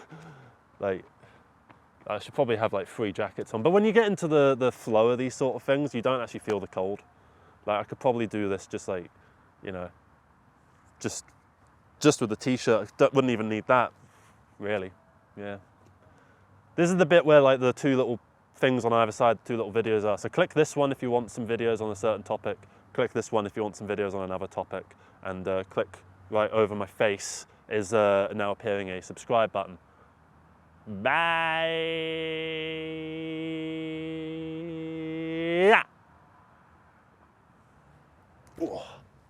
That was a fun one. Hey up everybody, my name's Joshua Morrison, director of Johnny Mosel's Lessons in Confidence, and today I want to talk to you a little bit about analysis paralysis, which is this term that I heard about recently that I kind of resonated with, which basically means when you're trying to figure something out and you kind of get yourself frozen and locked down from just the working itself out and you never actually make a decision. Like, for instance, you ever sort of try and figure out what kind of takeaway you want to get? Say you're getting a takeaway, right? That's a fair bit of money, right? So you want to make sure you kind of choose correctly, you know? So you really don't want to end up with a curry that you really don't like, or like a pizza that comes like really like sort of greasy and nasty. So you're kind of a little bit worried that you're going to get the wrong thing. And that can kind of lead you to sort of deliberating like, oh yeah, well the cheese one's that, it's kind of got that, and there's a little side bonus to that, and I look at the reviews of that and people say that one's kind of good. But then this vegetable one also has some good reviews, and it kind of looks like it'll be a little bit more interesting, or like, oh, but yeah, then there's a pepperoni one, and I do like a bit of a pepperoni, so, oh, but then do I want to take the risk on it? Because it might be one of those places where it does too much pepperoni and there's too much grease on the entire thing, and that ruins the cheese. And so you end up thinking about this stuff for so long that the takeaway place shuts, and then you can't get anything. So that's something that happens all throughout life. Apparently it's something that's very specific to people with ADHD, but I'm not talking about it from the lens of a particular mental illness or anything like that. I'm just talking about it in life in general, because we all get that paralysis for choice when we're, you know, looking at the menu in a restaurant, or maybe we're looking at what to buy in the supermarket, or maybe we're figuring out what car we want to get, or what camera equipment we want to buy, all these kind of things. So all of these choices, and too much choice can stunt you and make you sort of think, hang on, how are you gonna figure this one out? Because there's so many choices here, and you've got to choose one of them, and you want to make sure you choose the best one. It's like when I was trying to figure out what camera I wanted to buy. I went through so many options. I looked at Sony, I looked at Panasonic, I looked at Fujifilm, I looked at Nikon, I looked at Canon, and I looked at so many, right? And you know, I went back and forth, going through the reviews of this, comparing it to the specs of this, going through this, figuring out, this one has built-in ND filters, but this one has inbuilt stabilization. What do I want? What's more important to me? I can't get both, because that would require increasing my budget to something I can't afford. So I had to pick something. But you know what I ended up doing? I picked the Canon C100 Mark I, and it certainly wasn't the thing that any review told me to get. It wasn't the one that was the highest spec. It wasn't the one that was had all the best features. It had a few things that I thought would be useful to me, and that was all I really needed. So I went for it, and I have not looked back since. I love this camera with all my heart. It's an absolutely beautiful piece of equipment, and I think I made the right choice. But that's not to say that in an alternate reality, where maybe I chose the Panasonic GH5, maybe I'd be sitting here and you'd be watching this video with a bit more of a vivid color scheme and a bit more contrast, sort of thinking the exact same thing, that I wouldn't have had it any other way, and I would never have gotten a Canon something or a Sony something. You know, like, the choice you make, you end up owning that decision. And I think that's the way of overcoming analysis paralysis, is you've got so many decisions to make, some of them are going to be wrong, but own your decisions, even if they're wrong. Like, for instance, when I used to direct film sets, and I still do direct film sets obviously, but not to the same scale as I was doing before. When I was directing really big film sets, you'd be doing sets where, you know, you're in charge of like a couple dozen people. And what it is every sort of 20, 30 seconds, maybe a minute, every minute, let's say, you get asked a question and you need to respond to that question with an answer. So you need to figure out an answer every minute. And sometimes I said the wrong answer, and that caused a little issue down the line. But if I was to sit there and deliberate over all of these questions and take all that time, that would have caused a worse outcome than if I just made a couple wrong decisions. So you're going to make wrong choices. The analysis paralysis is there as an anxiety preventative measure to stop you from making the wrong decision. But you know what, if it's not, you know, like life-changing financial stuff, if it's not something that's super duper important like that, you can make the wrong decision and not really worry about it so much. Like with those little creative decisions, sometimes I look back at the footage and I think, God, I wish I'd done it that way instead of this way, but I did do it this way. So own the fact that I did it that way and continue to build the film based off of that previous decision. And that's kind of what I did. And I think that's the way that you end up coming out with a more cohesive product, rather than trying to strive for perfection and fail because you get stunted by the overwhelming amount of decisions that there are to make. You've got so many decisions that you're going to have to make through life, and you can't always make the right ones. Sometimes you're going to choose wrong, sometimes you're going to do something that you look back on and go, why the fuck did I do that? That was stupid, that was really, really stupid of me. And that's going to happen no matter what, no matter how much you deliberate, no matter how much you allow the analysis paralysis to take you over, and no matter how much you try and account for every variable. Nothing is going to prevent a wrong decision, because sometimes that's just what's going to happen at the end of the day. So that's essentially my message, is if you do suffer from analysis paralysis, obviously you can't just turn it off. right? I can't just turn mine off, and I fall victim to it. Most recently, it's been with editing day 5 of this Johnny Moz's Lessons in Confidence, where it's a bit of a different type of edit that I need to do. And so I've been putting it off. And so when I get back today, I'm going to just sit down and just edit it, and fuck the analysis paralysis, fuck the idea that I might not make all the right decisions with regards to the edit. Because you know what, that's not an important decision, those little editing decisions like that, because I can change them again. It's not a permanent thing. So I don't need to worry about it. All that's important is getting stuff done, making the decisions, rather than trying to make the right decisions. I would rather make 100 decisions than make one. Even because what's going to end up happening is I'm not going to get all those 100 decisions right. You know, I'll probably get some of them wrong, but there's no guarantee that I'll make that one decision correctly either. It's just not going, that's not the way the world works. So that's essentially all I have to say. So thank you very much for watching this video. Hope you enjoyed it, hope you managed to get something from it. And if you do suffer from analysis paralysis, particularly if you come from more the actual ADHD space of things, I'd like to hear your perspective on this topic from the actual, maybe not necessarily the medical point of view, but you know, the general point of view of actually having ADHD. And you know, I mean, I suspect I've got ADHD, but I don't want to get it diagnosed personally. I'm not going to do anything like that. I don't think it would be anything useful for me. But if it was useful for you, and you managed to get something out of it, and you've thought about this concept, analysis paralysis, before, please let me know what you make of this. And if you have anything to add to the conversation, please do. We might make another video on this at some point. So yeah, thank you very much for watching this. Have a good rest of the day. Take care, and bye-bye. I was going to do like a sliding down thing, but it's not really working. So see ya.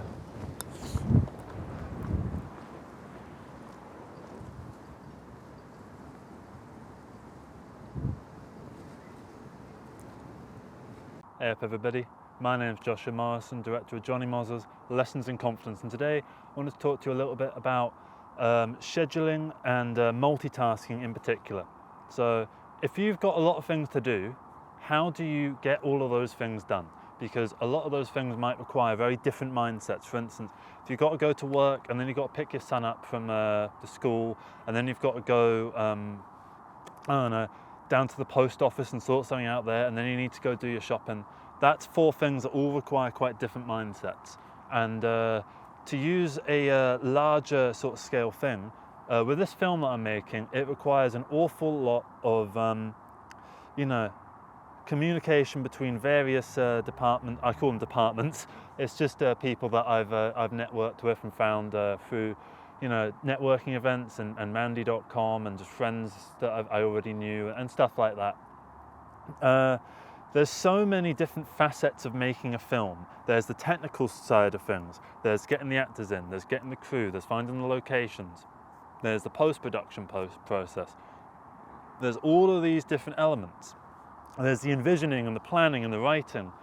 And all of these things require a different mentality. And when you are starting out and you've got no money and you're just trying to make it work on your own, you have to do basically most of that, if not all of it.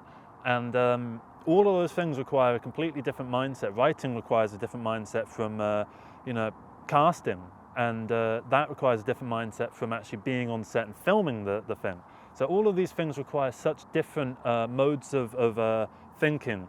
And how do you combine everything with the 24 hours that you have in a day, minus the 7, 8, 9 hours that you need to sleep?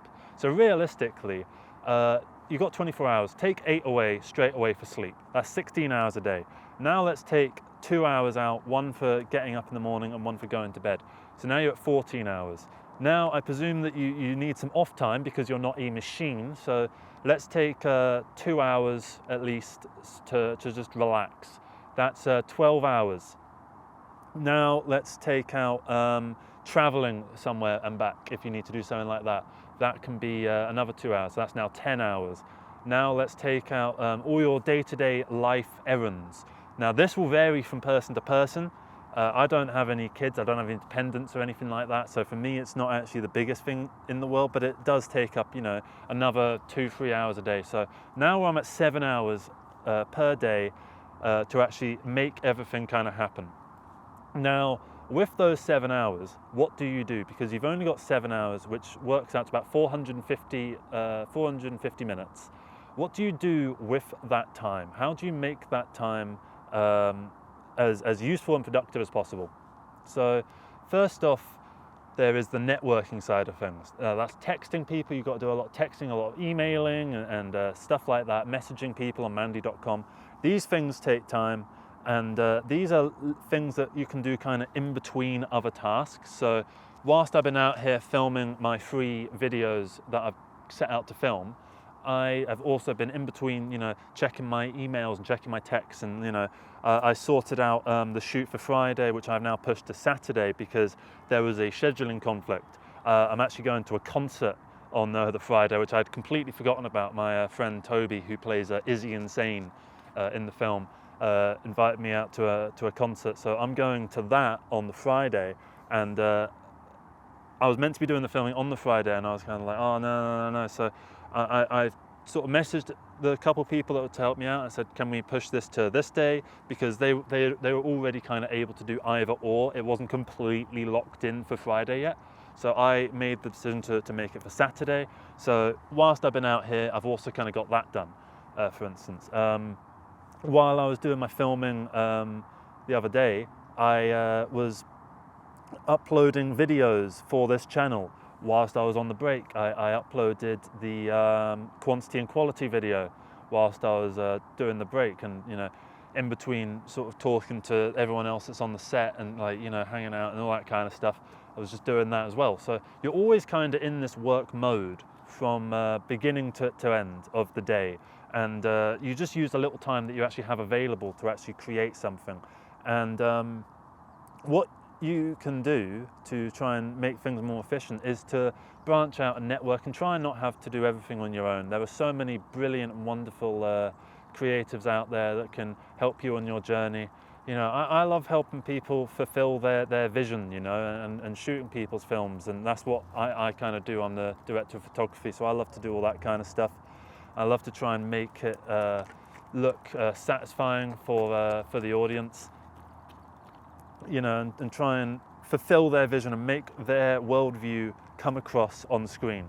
Now, to do that, you have to put in a lot of time and a lot of effort, and for a lot of this, it's for no pay. So you're kind of going out there, and you know, you're paying the travel costs, you're paying the bus fare, you're paying the train fare, whatever, going to this place and then coming back. Maybe you get some food while you're out there, and that's a day that's kind of gone towards that. So while you're on those kind of sets and you're trying to make your own film, that's a good opportunity. Like, you know, during the break, again, just send a couple texts out, and don't be afraid of sending texts out, because that's what paralyzed me for so long. Was I was always worried about coming off wrong and unprofessional. And since I started doing this film, I have just started texting the way that I text normal people, just in my everyday life.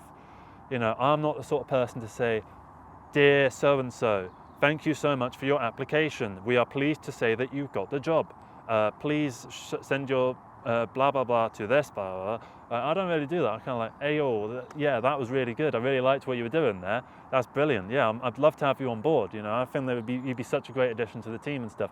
And like, when you are genuine and passionate about stuff, you do kind of end up doing the managerial pep talk, and it feels authentic because you are saying it authentically because you actually believe it and you have the passion for this project that you're working on. So, you know, there is a lot of work that goes into making a feature film, a hell of a lot of work, and I would recommend starting off with doing short form content first. I've done plenty of short form content over the past 5-6 years, to the point where I've now become comfortable challenging myself with these big feature film projects, and I am confident that I can, you know, provide some kind of quality product at the end of this.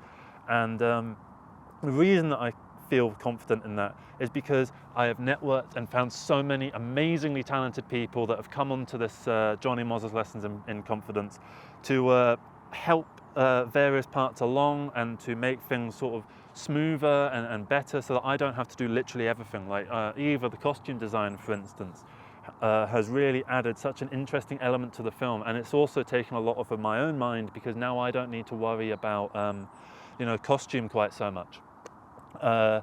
My co-director and producer, Hadid and Shivani, are amazing, and they really help sort of filter out my bad ideas, and they kind of help to put in their own little things. And we have these meetings on Zoom, or we maybe meet up at this cafe that I like, that where it's really cheap, but it feels really nice and quite professional looking. It makes you feel like a proper Hollywood executive, you know, because you're in this really nice bougie kind of looking restaurant kind of thing, and the music's quite quiet, although it can be too loud sometimes. But anyway, if you're going out there to try and make a film, you do need to learn to multitask. I think that is the most important thing that you can do. Learn to do a few things at the same time. And you don't need a schedule to do that. You don't need to regiment all of these things out in a completely stock way. Just think, I've got to do this, and do it. Think, okay, I need to go out and email this person, just email them. And don't worry so much about your wording and stuff like that, because if they're not interested, then you know, a bit of wording is not going to turn them off. And if it did, then they weren't going to be that great to work with anyway, and you'd been walking around eggshells with them the entire time. So don't worry so much about it. You know, just do. Don't plan, just do. And don't worry, just do. Just do stuff. Just go out there and make things happen. And when you do that, you will get into a groove. And once you get into that groove, you can start really fucking dancing away like this. You know, once you get a bit of this going on, other people want to join in on your groove and start being part of your jam and part of your project. And as you get more and more people involved dancing alongside of you, the better your project will be. If it's the kind of project that requires, you know, a large sort of set, if you're trying to find, you know, camera crew and sound guys and gaffers and all that sort of stuff, you know, and if you're on a low budget, it's going to be quite hard to get some of those things. Like sound guys tend to charge, you know, gaffers tend to charge, editors tend to charge, because editors actually have to dedicate quite a lot of their time to doing stuff. So you are going to come across hurdles, you are going to come across things that aren't going to work out, and you know, connections that maybe don't work out, and you'll sort of say, oh yeah, I'd love to work with you at some point in the future, and you never really do. But that's not to say that the door has been shut, it's just that you're not walking through this doorway because you see a dark room on the other side. And all you need to do is go into that room and flick the light switch on. And once you do that, your world will illuminate very, very real, in a serious kind of way. It will actually illuminate your own mindset and make things so clear. And that's kind of the message that I've been trying to do with these videos, is that you don't need to worry. You can just go out there and make stuff happen. And when you do that, you will find that it's incredibly, incredibly rewarding. It's so rewarding to be doing this Johnny Moz's Lessons in Confidence, and I really cannot wait to show you all the product at the end of this line, of this you know, mindset that I'm in at the moment. I really cannot wait for you to see it. It's going to be so, even if it's not a perfect film, it's an authentic film, and I couldn't ask for anything better. And thank you so much to the crew that has been helping me out with this so far. I'm really excited to show you what we got. And yeah, if you've got your own film that you're trying to work on, let me know, pitch it in the comments.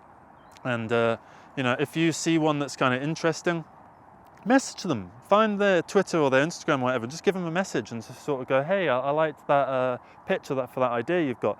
Hey, I live in another country, but you know, let's be online friends, let's be pen pals, and just sort of talk about creativity and stuff, and just have that avenue that's kind of open, rather than us all being isolated and closed off and trying to make things in a vacuum. Because filmmaking is a communal effort, and when you embrace that, you come into a lot of good things, and you find the reward at the treasure at the end of the rainbow. So yeah, I'm really excited to be doing this, and I'm so glad to be doing it with so many wonderful and talented people, and I'm so happy that this is how I you know, work, and how I earn a living in this field. And I use like events and so on to kind of pay the bills and stuff, and then I might work like a bar job here and there if I need to. You know, I'm just so glad that we can do this and come together in this sort of way, because you make so many great friends and so many great connections with people.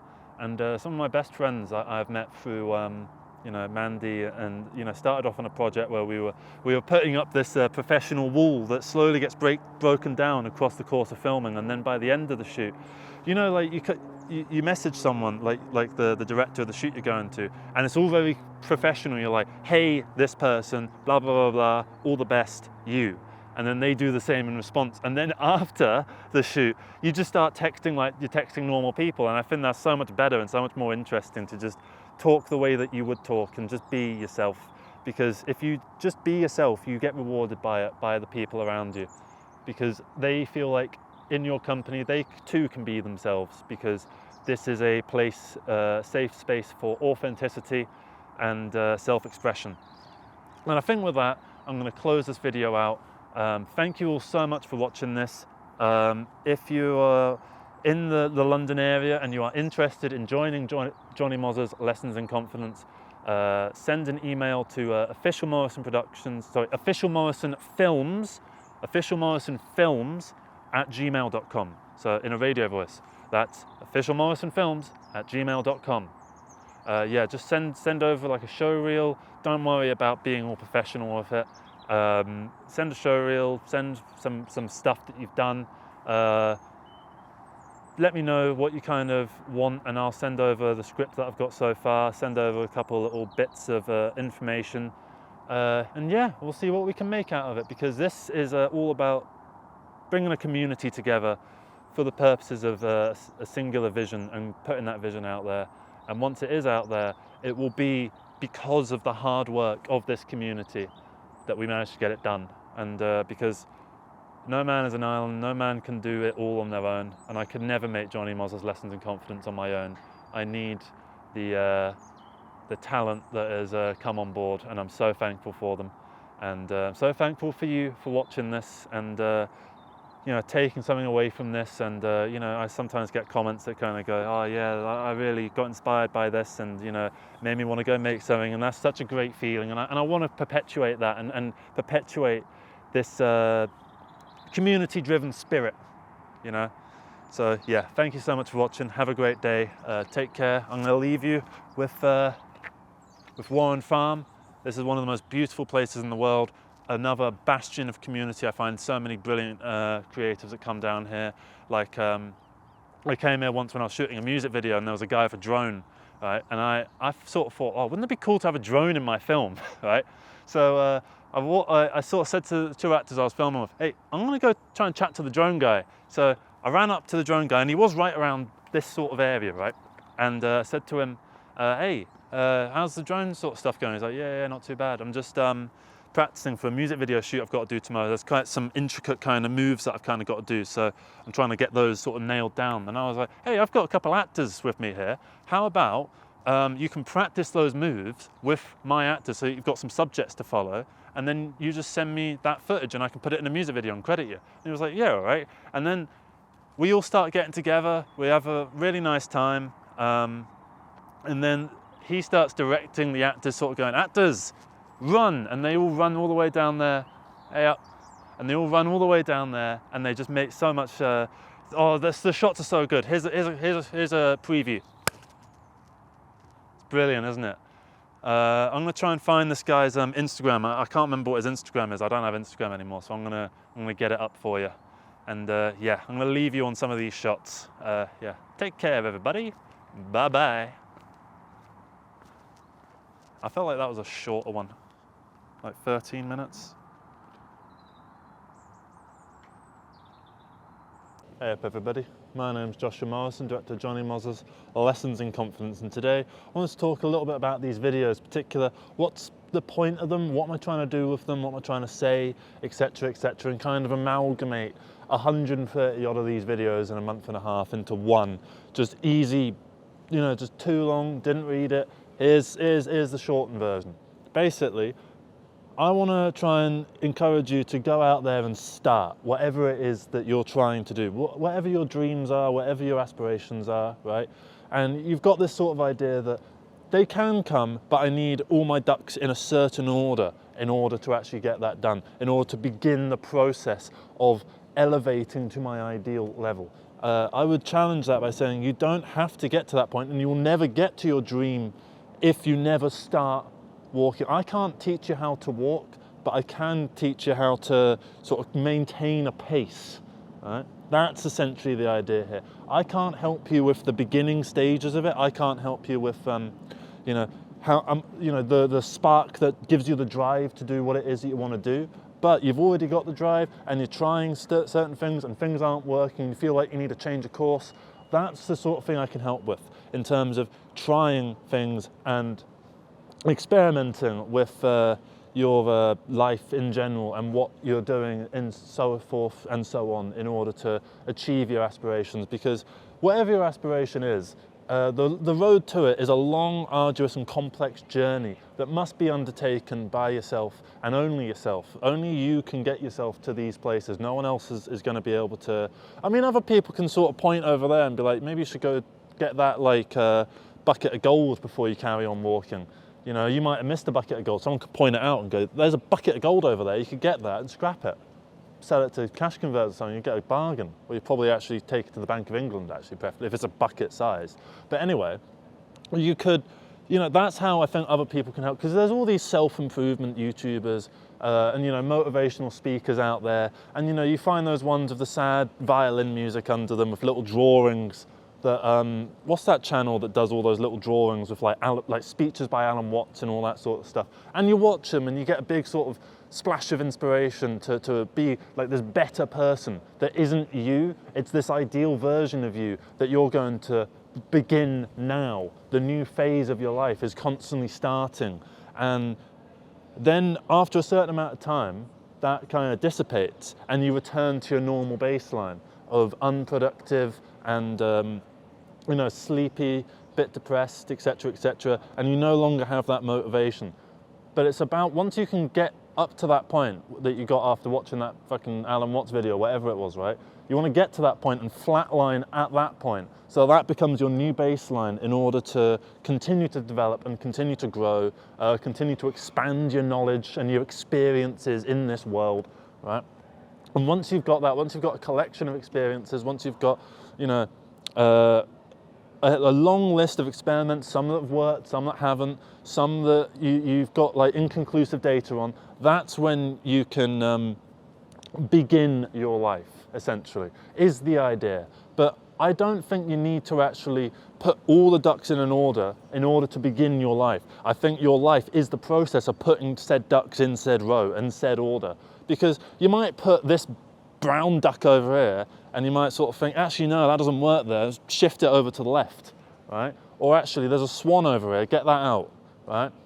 So you're constantly trying to fix everything and put the puzzle together of you and who you are, figure out who you are amongst this general greater world, right? And that's kind of what these videos are, is me doing that for myself. I certainly don't preach everything, I don't practice everything that I preach. I try to, but like I say, plenty of stuff that I don't actually action in my own life. But that's not to say that I don't believe it wholeheartedly to be true, and that's the way that it should be, that's the way I should think, that's the way that I would encourage others to think. And I'm not saying you should think like this, I'm saying I would encourage you to think like this. But only you can decide what's best for yourself. If my advice and my encouragement and my motivation isn't working for you, then there are millions of other self-improvement people. Oh God, I've just said I'm a self-improvement person. There's millions of other bloody YouTubers all out there with their own fucking ideologies and their own things that can resonate with you, that can make you feel like you and them have some kind of, not connection, but you're on a similar journey, and that can help you, because it's like seeing a mirror of a version of you that's trying. And if you can just begin the process of trying rather than listing out and planning and getting bogged down in details that are irrelevant at this stage, then you will be on a good path. Because say you want to, I don't know, get into the music industry, right? There's so many paths into doing that. You could start working in a record shop, you could start trying to get like jobs as like a studio mixer, like assistant, whatever, and shadow someone for a while. You could just release loads and loads and loads and loads of music, like what I'm doing. You could form a band and play small gigs and small open mics and small venues in your local area. There's so many ways that you could do that, and you might try your hand at little things and figure out what works for you, what doesn't. But you need to keep trying, otherwise you're never going to get in the music industry, you'll never get in any fucking industry because you won't be doing anything. You'll just be constantly aspiring and dreaming and wishing to be somewhere where you're not, anywhere but here. But you'll never get there if you don't begin.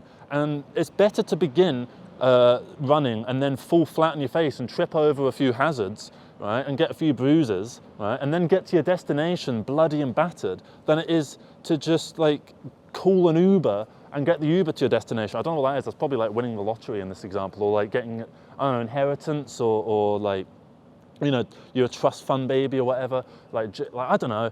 The point is that you need to begin, you need to fail a few times, and you need to keep trying. You need to have that awkward development phase in order to be developed. Because everyone at some point, the wisest man you know was at one point a really cringy little kid with some really shit opinions and some really shit ideas, right? But they developed and they outlined themselves and figured out who they are in a grander context, and that allowed the person that you might aspire to be, the person that you might be inspired by or that you look up to, that's what made them who they are today, right? So if you can just do that, not give a fuck about what any other bloody person has to say, or take, you know, instructions from anybody else that tells you, do it like this, do this and this and this and this and this and this, follow this exact roadmap that I've laid out and you can pay for in order to become successful in life, right? Because it's not going to happen. There's a reason that they're commodifying and selling these courses that try and get you onto,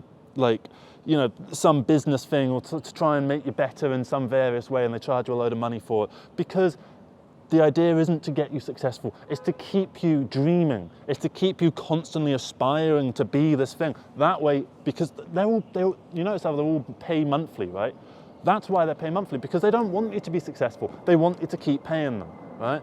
That's why I do these videos for free. I mean, you can pay for a membership and you get like a couple extra videos, but it's not like anything important. You're not missing anything really. You know, you get basically everything you want here, right? And like I will continue to preach this message that you should just begin, and it's better to begin and to fail in reality than it is to never fail and to never succeed either. It's important to just keep trying and keep being yourself and keep using the fact that you are a unique individual, to your advantage, because nobody else is like you. Absolutely nobody else out there is like you. You're one of a kind. And even though they might say, you know, like the whole thing of like, if you're 1 in a million, that means there's 7,000 people like you, and 1.5 thousand of them are in China, another 1.5 thousand are in India, right? It doesn't matter. You're not going to meet the 1.5 thousand Chinese versions of you. You're just you. So just go out there, be you. Everybody else out there has never met a version of you, right? So they'll be a little bit like, oh, this is a person that I can get a bit of a bond with, I can get something going, a connection going. Form connections with the people around you. Continue to develop those connections and get some deeper meaning between yourself and others, because we are a social species. That's why there's fucking buildings here. That's why there's people walking up and down the shop. That's why there's other entities out here. We all don't just live in like a house on a hill in the middle of nowhere, right? Because we are a social species. Even if you're an introvert, right? You still want to talk to people at some point. You might just get into that situation, be in the conversation, be like, oh, I kind of want to go. And part of that is because you've got a higher standard for what counts as a true social interaction, like a truly fulfilling one. I mean, at least for me, I'd consider myself an introvert, and that's how I see it, right? I don't think other people consider me an introvert, but then it's not their opinion that matters, it's mine. And with you, it's your opinion on yourself that matters. You're much more correct than you think you are, okay? And you're much more true, and you're much more real, and you're much more down to earth than you think you are. And there's a lot of times when, you know, your own mind can kind of play itself against you. And that's kind of why I'm making these videos, is to try and help clear out the noise, try and bring it back down to the basics, and help inspire you to slowly progress upwards. Even if you're just doing a bit of that, even if you're just slowly, like, what's that, about a 10-degree angle? You know, obviously you want to be going at like an 80-degree angle, something like that, right? But that might not happen, okay? I mean, what's the whole thing? The rabbit and the hare, right? The hare's sprinting along. No, sorry, the hare's sprinting along, and the tortoise is like walking along, like really slowly, right? But it doesn't stop. It's persistent, it's endurance, right? But that hare keeps stopping for a break or to take the piss, right? So take that lesson, be the tortoise, right? Get to your destination, and you'll be doing all right for yourself. That's the general idea of these videos, and that's what I want to keep saying to you, and I'm going to keep packaging it in different contexts and different forms because it's clearly a message that resonates with people. And it's nice to have something that's akin to motivational, inspirational sort of stuff without all the clutter and the noise that comes from the general self-improvement sphere on YouTube at the moment. And part of me worries actually that now I'm monetized and I have money technically behind me, that my own opinions aren't as pure anymore. Obviously they are to me, but from your point of view as an audience, I'm now someone with money behind me, which means that I'm not necessarily completely 100% trustworthy. And obviously you shouldn't be trusting me fully anyway, but you know, it's that kind of thing. Like at some point I'm probably going to end up taking sponsorships for products that I think are all right? And at some point, you know, I'm going to monetize this channel in various forms because at the end of the day, I like money the same way anyone else likes money. But, you know, it would still be the real me behind all of that. And I want to try and keep as much of that at the forefront as possible so that it's clear to you, the audience, that you can do this too. You don't necessarily have to make bloody motivational speaking videos in the middle of fucking town, but you can still go out there and do something weird, do something that's you, and just begin the process of developing yourself rather than putting all your ducks in a row and getting like everything right before you begin, because that's not going to happen. It doesn't work that way. That's like trying to sail the ocean blue before you've built a ship. It's not going to make it doesn't make any sense. You're just going to drown. Okay, so I hope that's made some modicum of sense. It was a bit of an all over the place sort of thing, but that's kind of different aspects of that are kind of what these videos are all about. So if you've liked one part of this video, there's probably like 10 videos on that topic. If you liked another part, it's probably 10 videos on that topic. I've also got videos about cities and urban development in London and stuff like that that are pretty like neat. There's stuff about my movie, Johnny Moz's Lessons in Confidence. I do videos about like updates on that and stuff. Do music as well. I'm just self-advertising at this point. So, you know, if you got, there's this little Chrome add-on, right, that lets you skip sponsorships. This isn't a sponsorship, but I wonder if like someone's going to put the little skip bit there. You know, maybe they will, maybe they won't. Maybe it's just me that uses it. But then it seems to work all the time. It's based on the community, so I imagine quite a few people are using it. I can't remember what it's called. If you remember what it's called, put it in the comments. And yeah, that's basically the video, pretty much. I'm kind of just, this is the sort of end of the ramble, and there's an airplane going overhead. It's a really fast fucking airplane actually, Jesus Christ. But it's only a passenger Boeing like 727 or something like that. So yeah, all right, that's going to be the video. Thank you very much for watching. Hope you have a good rest of the day. If you're sad, then I hope you get better soon. If you're happy, then I'm really happy for you. Yeah. Hope you get something out of these videos. There's plenty more of them. I do 2 a day for now. In the new year, 2025, I'm going to drop it down to 1 video a day. But for now, I'm doing 2 videos a day. So there's plenty of stuff and there's plenty of backlog. So go have a look. See if you find anything that suits you. And yeah, thank you very much for watching, everybody. Take care. Bye-bye. Hey up, everybody. My name's Joshua Morrison, director of Johnny Moz's Lessons in Confidence, and today I wanted to do a little bit of a guided meditation, just a nice little relaxation kind of thing, because I imagine you're a little bit stressed out at the moment. That's probably why you clicked this video. You know, you've got stuff going on in your life, and you know, it's nice to just slow down and just not let all that stuff get in the way. So what I want you to do is ignore the wind, ignore the sounds that are coming from all around, not just in this video, but within your life. If there's construction going on next door, if you live near a train station, if the traffic outside is really loud, if there's some like guy that's arguing with another guy, all of those kind of things, what I want you to do is just shut your eyes. Okay, so now you've shut your eyes. Now keep them shut. Keep them shut no matter what. I know you've got that sense that you want to kind of open them a little bit so you can see what's going on around you. You don't need to see what's going on around you, because right now everything is okay. Everything is fine, okay? So what I want you to do, I want you to take a big, deep breath in. I want you to inhale like your life depends on it. So 3, 2, 1.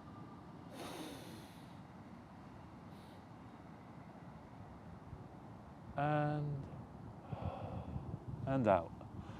Okay, let's do that again.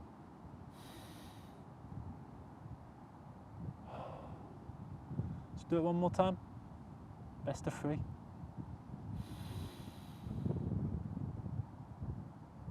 Hold it in your lungs and breathe out. Now I know it feels quite intense right now. I know that the wind might be in your headphones from this video. Let that wind just wash over you, okay? It's white noise, and it will filter out the white noise of your subconscious, of your thoughts. You might be overthinking a lot of things. You might have a lot that's going through your brain. You might need to be worrying about, are you going to keep your job, and you're trying to figure out your finances. You've got bills to pay and family to look after, and people depend on you, and all this kind of stuff, right? And it can be very stressful. It can be very hard to stay grounded throughout all this, because you're living in a very tumultuous time. So what I want you to do is just let the sound of the wind wash away the thoughts that are in your head. You don't need these thoughts for the next few minutes. For the next few minutes, all you need is the sound of your own inhalation and your own exhalation. You need to hear the sound of the wind going through your ears, rush past your head, feel it in your hair, even if you're inside. Imagine you're out, because this is quite strong wind. It's definitely coming through on the microphone. And just take some time to keep breathing. And out. And in. And out. Now just keep doing that.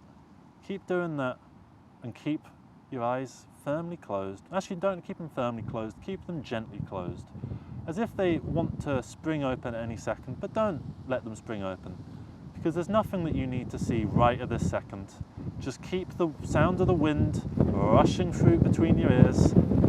It's very strong, this wind, and just allow it to wash through you and take hold, because everything will be okay. Because if it's not okay, then it's... The saying is, everything will be all right in the end, and if it's not all right, it's not the end. So just keep that in mind as you keep breathing. Maybe take some time to, whilst you keep your eyes closed, just look around. Keep your eyes closed, but move your head. Maybe look at where, the TV would be, but right now you just see black. Maybe have a look over at the door. Just see black. If you're outside, and you sat down on a park bench or something, just look from left to right and just imagine what's there. It's an empty path, ready for your imagination to fill it full of things once you open your eyes. And we're going to open our eyes in about a minute or so, but for now we're just going to keep breathing. In through the nose and out through the mouth. It's all you need to keep doing. In through the nose and out through the mouth. Now, life can be quite stressful. We all know that. But there's always at least a small moment in every day that can be put aside just to remember yourself, to remember your own needs. Not like physical needs, but just emotional, mental needs that only you can fulfill. All you need to do is just be comfortable in your own skin, with yourself, with your own mind, because you have a good mind. Your mind's nice. It's a nice mind. I don't know you personally, but I'm sure it's a pretty good mind. And once we're done with this, hopefully you can put it to work doing something pretty good. Now that you've had some time to strip it all back and just see through the closed eyes, just simplicity, basic simplicity. That's all you need. So we're going to do one more breath in through the nose and out through the mouth. And with that, I'd like you to open your eyes very slowly. Let them naturally open. And take in the world that's around you. You might see a bit of a blur to begin with because you've had your eyes closed for a little while. And now you're back. You're back in the real world. So thank you very much for watching this video. Once it's finished, this video, just get up, wander around, do the things you said you were going to do earlier that you maybe put off because you wanted to watch a couple of YouTube videos. If you're going to bed, I hope you have a good night. If you're just waking up in the morning, I hope you have a good day. And if you're watching this in general, I hope you have a good life, because you're pretty brilliant. So thank you very much for watching. Hope you have a good rest of the day, and take care, everybody. Bye-bye.